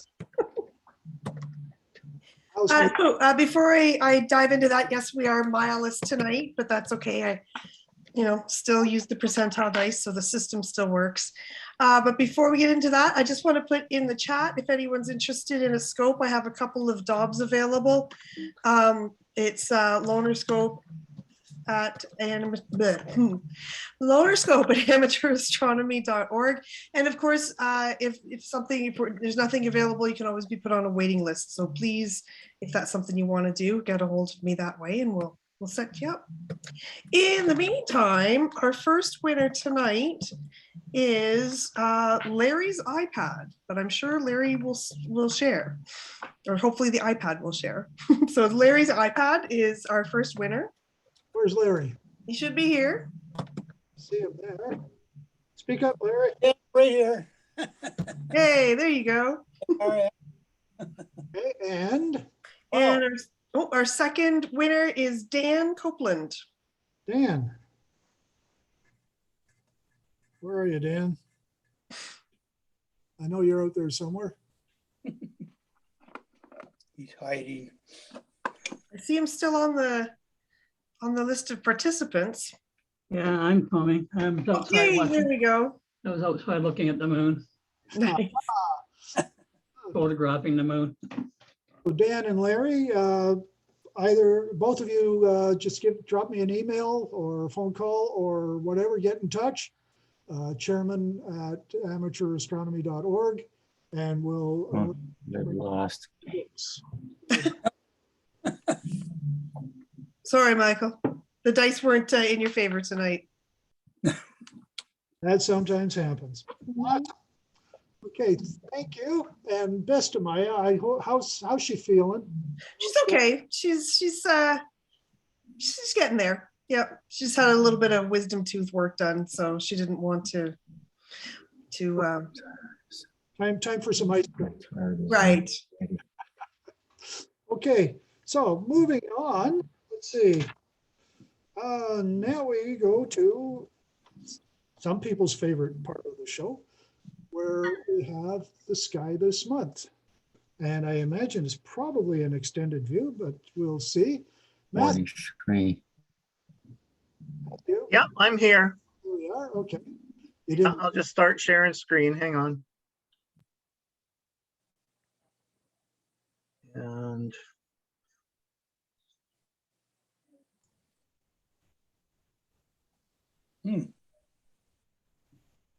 Okay, there's your main page.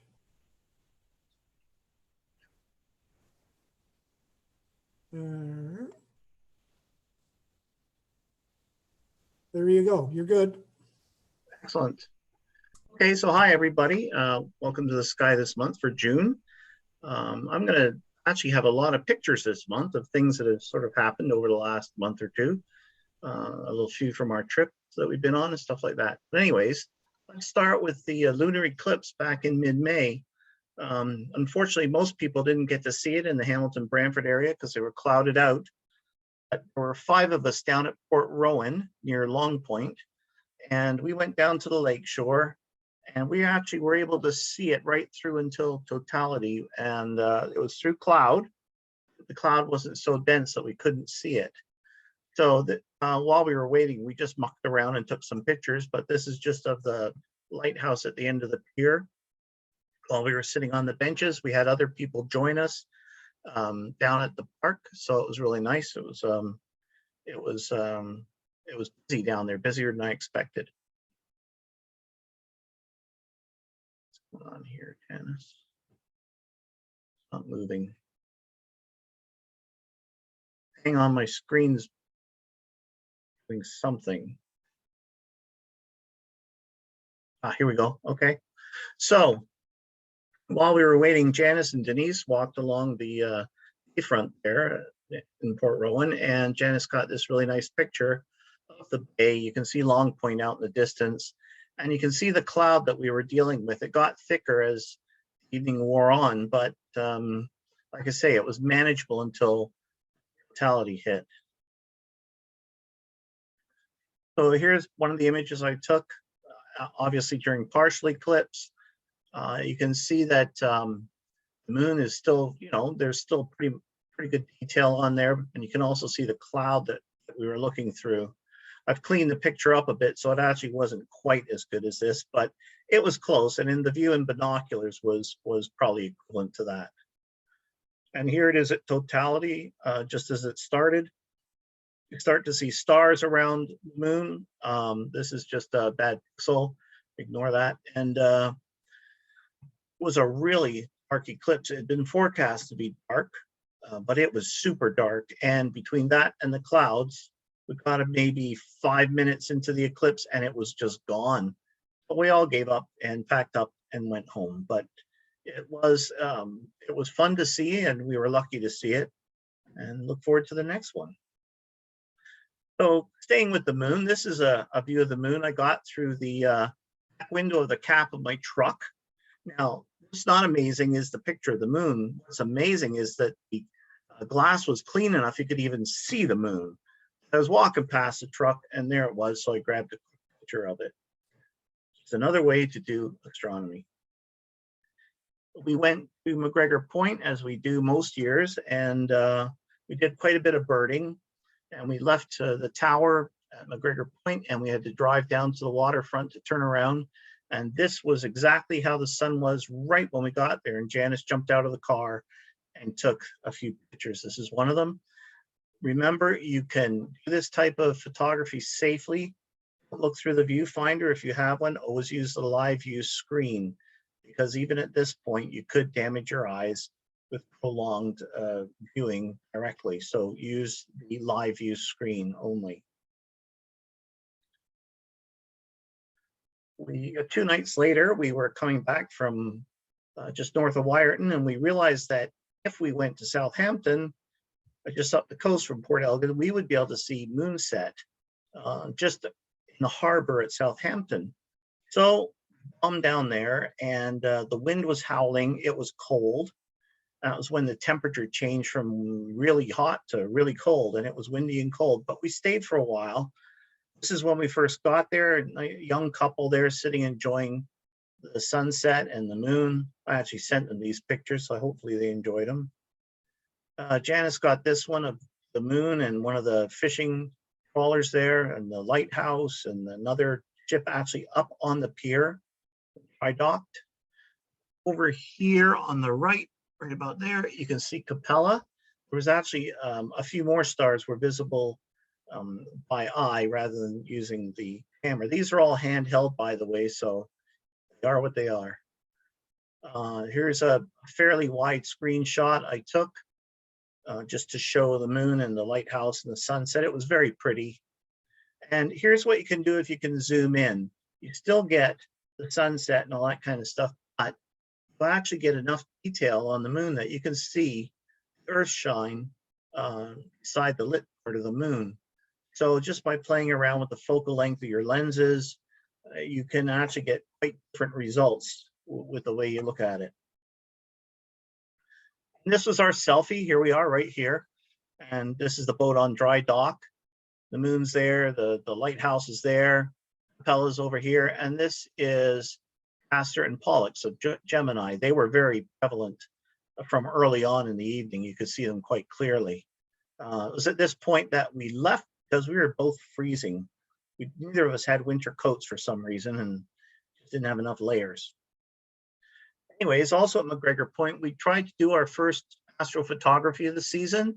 We set up in a really dark part of the park, and we had absolutely fantastic alignment.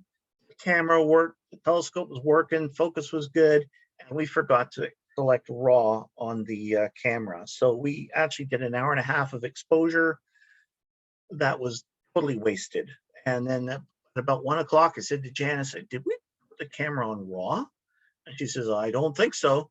So we checked, and sure enough, we hadn't. So this is only 25 minutes of 2.5-minute exposures stacked and just minimal processing, really.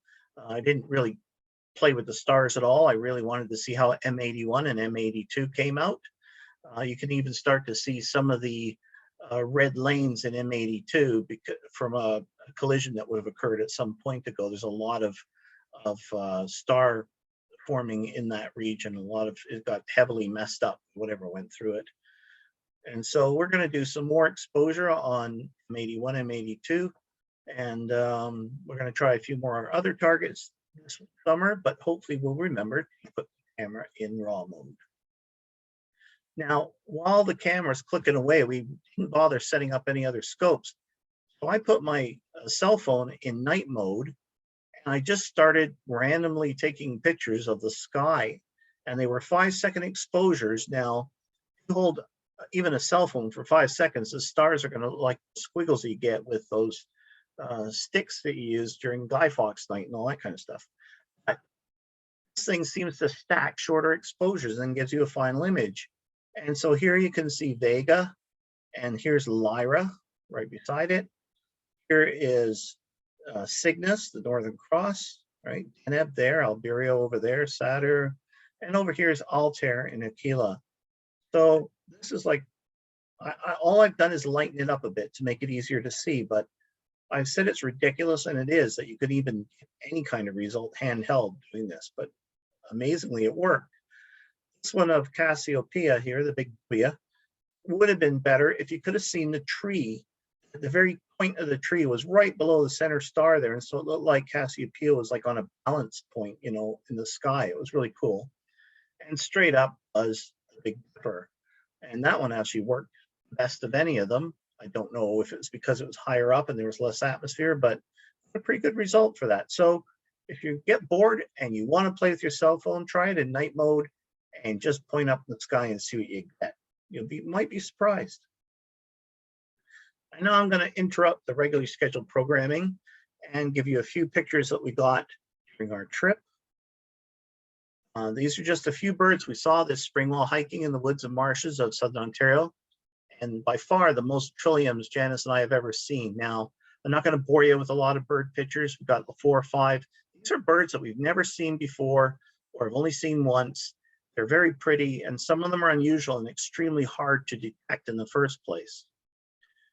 So this one is a Virginia rail. Now, these are like little chickens that run around in the marsh. It can be 3 feet away from you, and if it doesn't want you to see it, you won't see it.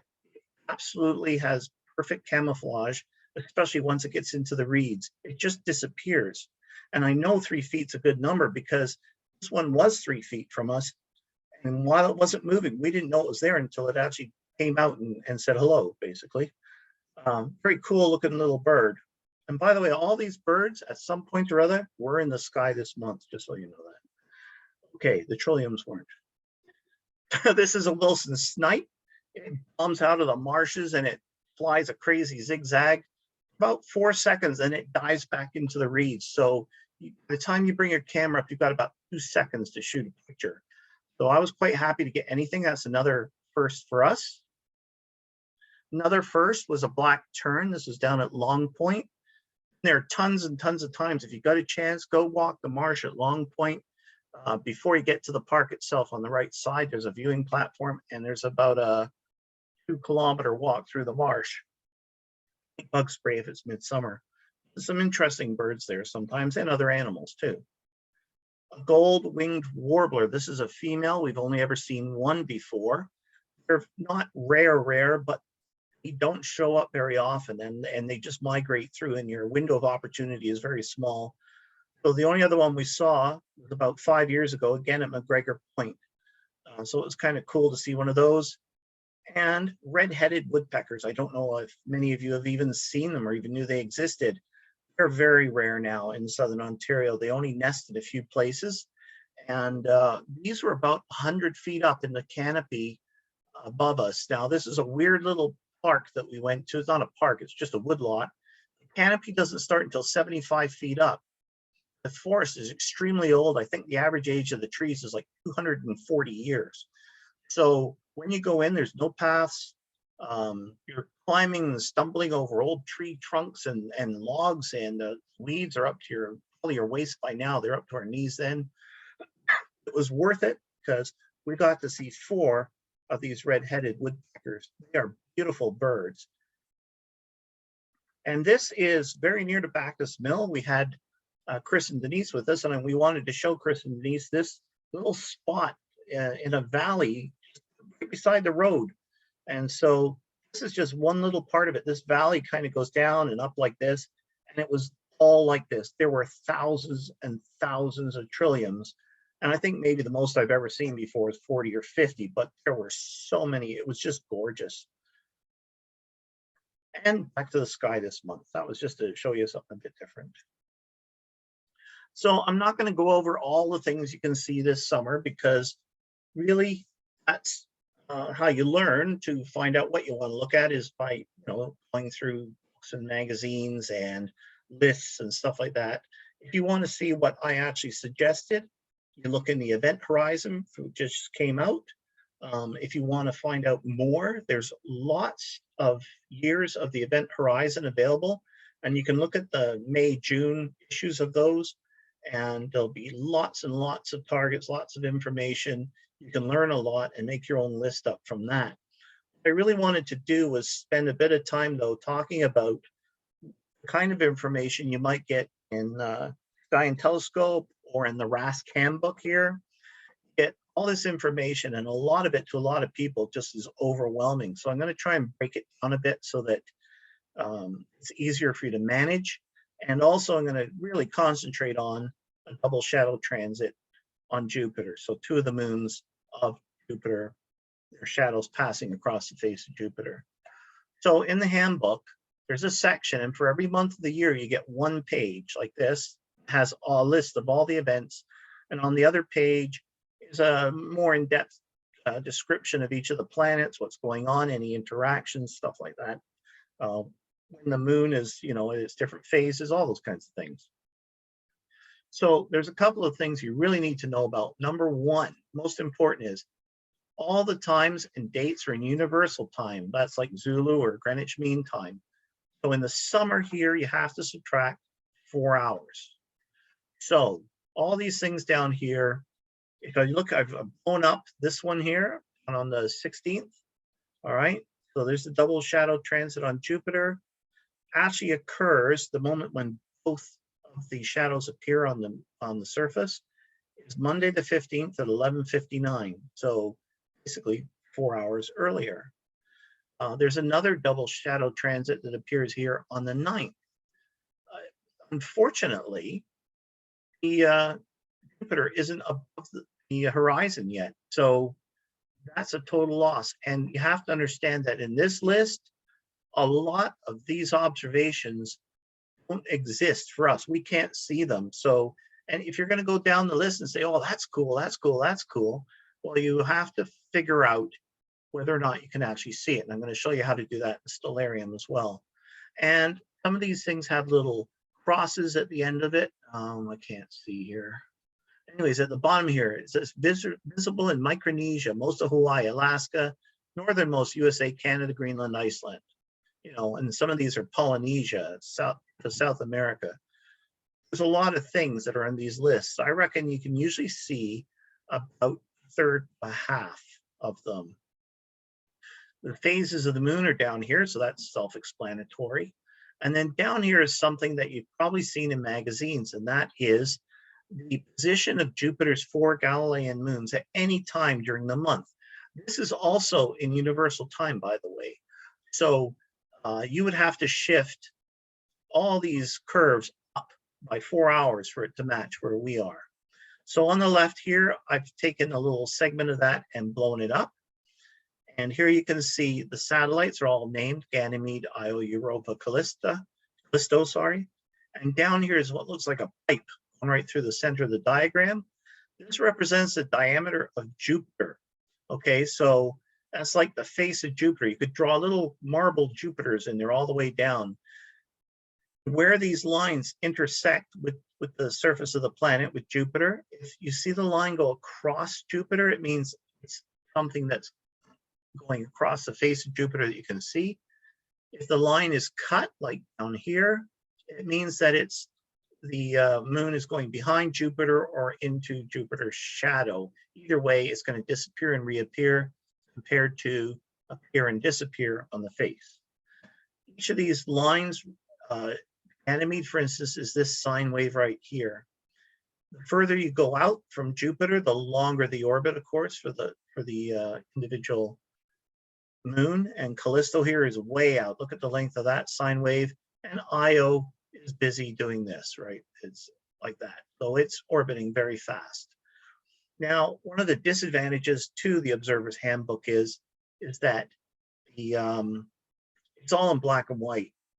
So you're relying on yourself being able to actually trace out some of these lines, and it can get messy, like around there, right? Where it's just messy. So have to be careful about tracing the lines.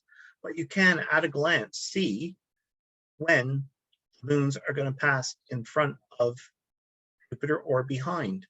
There's your date, and then there's your 24-hour period for that date. So further on in the book, this is the Observer's Handbook, there is a whole section of about 6-7 pages that just has the satellites of Jupiter, geocentric phenomena, which is their way of saying what you're going to see. But anyway, at the beginning of that section, there is a key that you really need to know about. And one is this. This is the satellite designation. So number 1 is Io, 2 is Europa, 3 is Ganymede, 4 is Callisto, and that matches their orbits going from near to far. And then the abbreviations of all the events. So for eclipses and occultations, okay, there's disappearance and reappearance. So eclipses are when it goes into the shadow, the moon goes into the shadow, and occultations are when it goes behind the planet.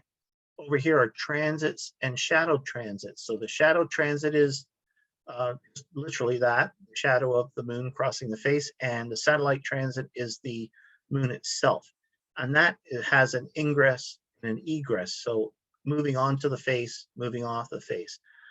If you're going to learn to use these tables, it's really important to figure out, how to use this key, make sure you understand it. And here is the double shadow transit on the 16th that we were talking about on the previous page.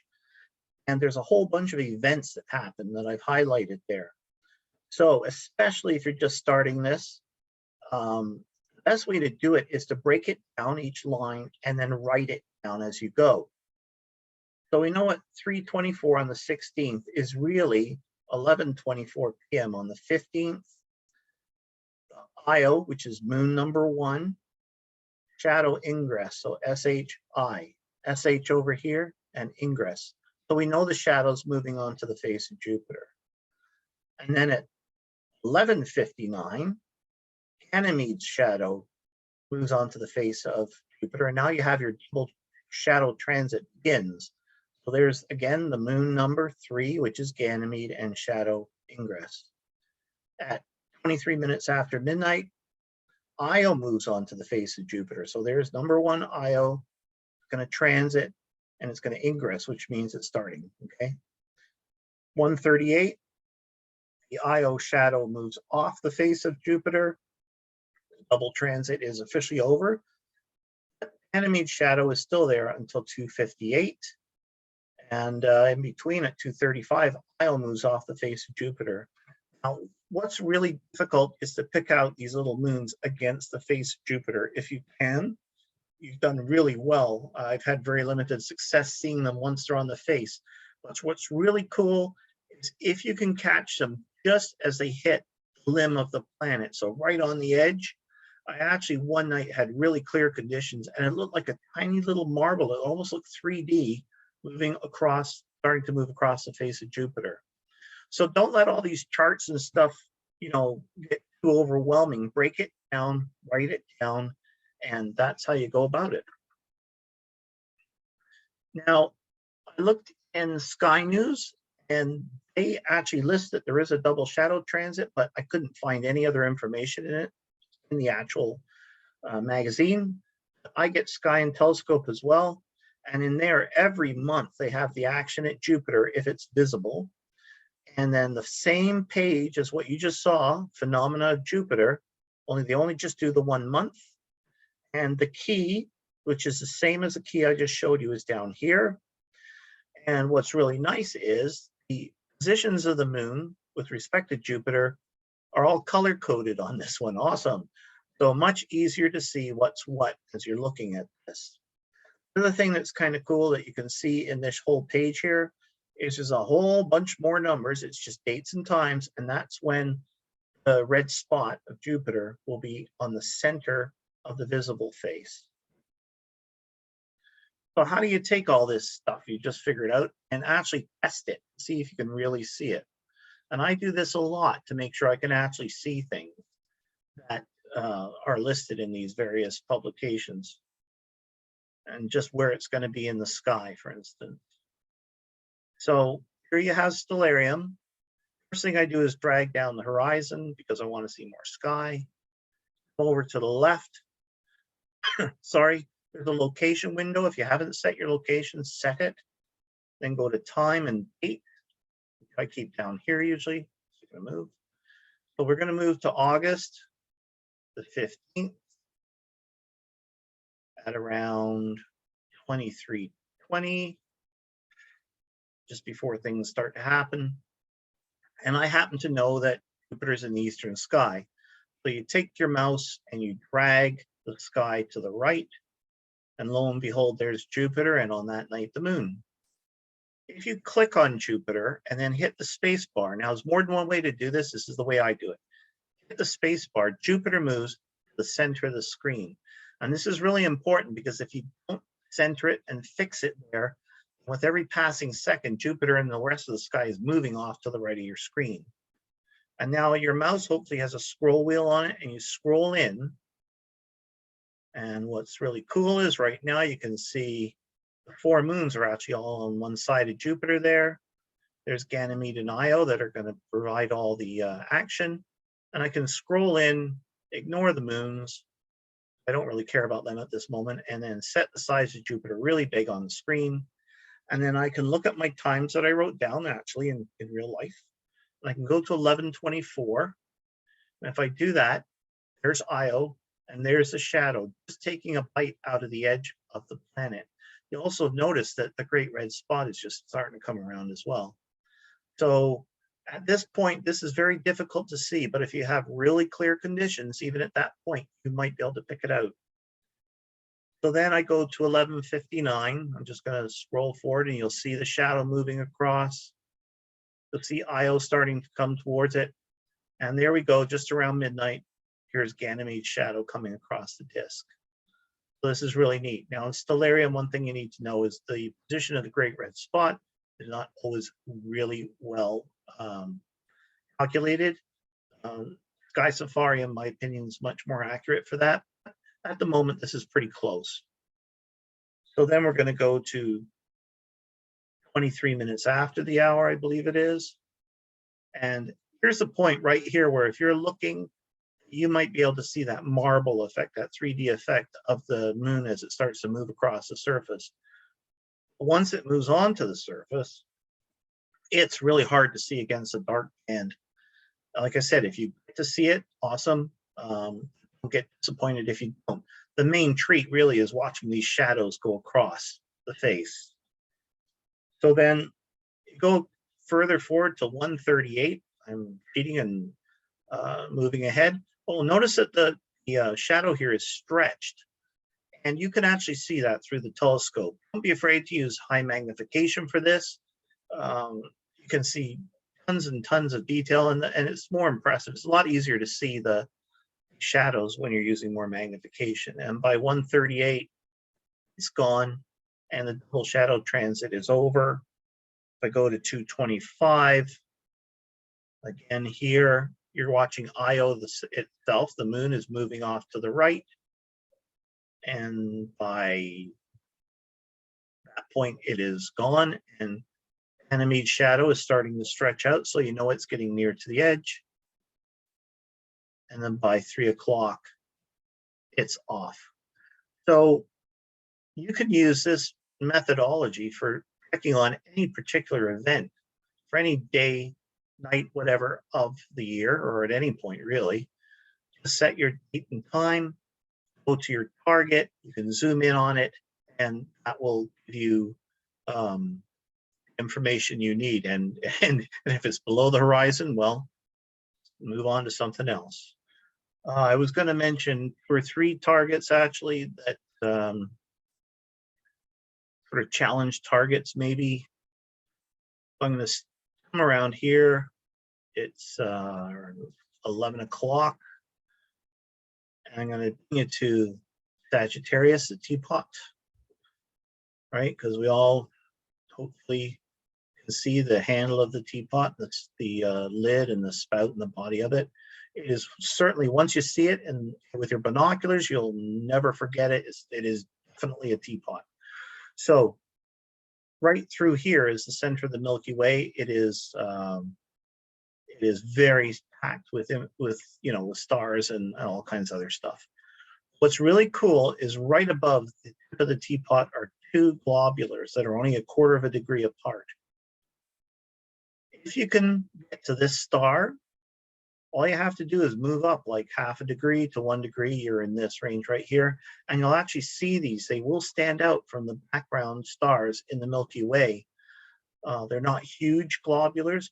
I think it's one of the more interesting things to look at, because how often do you get to see 2 globulars in your telescopic field of view? That's pretty cool. And what else are we going to do here? Spin around. Okay, it's Andromeda. Andromeda Galaxy, M31. Everybody knows about that one. But for those of you who are only just starting out, a couple of challenge objects for you are M110, the satellite galaxy, and M32, the other one. The way you find them is to basically, once you're looking at M31 at the core, you can sort of go up and down below it in a line, and one appears on one side about the same distance from the core as the other one does on the other side. See if you can come out. You might need maybe a 4-inch scope, maybe, to start seeing these, but they are definitely doable by most people. And where's the other thing here? Give me a second. Just gotta get. Oh yes, here we go. Okay, so the other little constellation I want to talk about is Sagitta, which there's Cygnus, okay, Albireo, Deneb, Delphinus is down here. Sagitta is the arrow. It's just a little tiny, excuse me, a little tiny constellation. Very few stars. These 2 here are the ones I want you to look for, especially in your finder scope. Find these 2, and then center your finder scope right in between. And if you go down towards the horizon just a tiny, tiny bit, you end up at M71, a little faint, tiny globular that is quite difficult to see, but is entirely doable. I don't give you things that are impossible. So this is a slightly tougher one. The other reason I want you to know about these 2 stars is because if you're doing just visual, just starting out, and you're star hopping, over here is the Dumbbell Nebula, which is big and bright. So that's, a lot easier to target. Not so easy to pick out though from the background if you're just hunting for it. So I find these 2 stars here, and then I take it and I create a curve, like a circular curve, about 110 degrees. So coming back to that star, it makes like a past 90 degrees curve there, and it brings you right there. So if you were to look in your finder scope, you would start to see this little fuzz enough to be very obvious that you're right at it. Your find your scope center on it, and then just about any telescope you're going to see, even without filters, you're going to see the apple core shape of the Dumbbell Nebula, and it's very impressive in almost any scope. I still look at it. It's one of my favorites. Oh, there goes a satellite right through. So that should be one that if you're just starting out, that you can go for. If you got just a little bit more experience and you know how to see things, you can look for M71 over there. And that, I believe, is that. I'm done. Thank you, Matt. You're welcome. If you, when you're looking at Sagitta, I suggest to other people, when we were out at Binbrook last weekend, I just happened to be poking around up there and in the area of Sagitta, and went to the Notice. stars on the tail, on the feathers. Nothing special about it. I think one star's named Sham, and the other was it's one of the Greek letters. I can't remember what it is, but there's a very interesting and pleasant, I guess the word would be, pleasant star grouping there. It looks like a double diamond, or I don't know what you call the shape, but it's diamond on one end, diamond on the other, and square in the middle. But yeah, it's worth taking a look at. We sat there and looked at that for quite a while. It was quite interesting, quite nice to look at. Anyway, thank you so very much. Welcome. Anybody have a question for Matthew before we cut him loose? No? Okay, well, that was just easy enough. You explained it well, I try. Okay, so that wraps up the gist of the meeting for tonight. As I said, this is our last meeting until we meet again in September. Hopefully I will have a chance to see you folks out in the field somewhere. Stay tuned to your emails to get information as to where and when. And we will see you in September. Between now and then, be safe and play fair. And clear skies. Good night, everybody. Hey, thank you very much.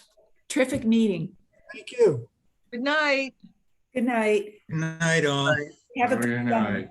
Terrific meeting. Thanks very much. Thank you, Tom. Excellent. Thank you. Rick, before you go, I Good sent night, you a y'all. message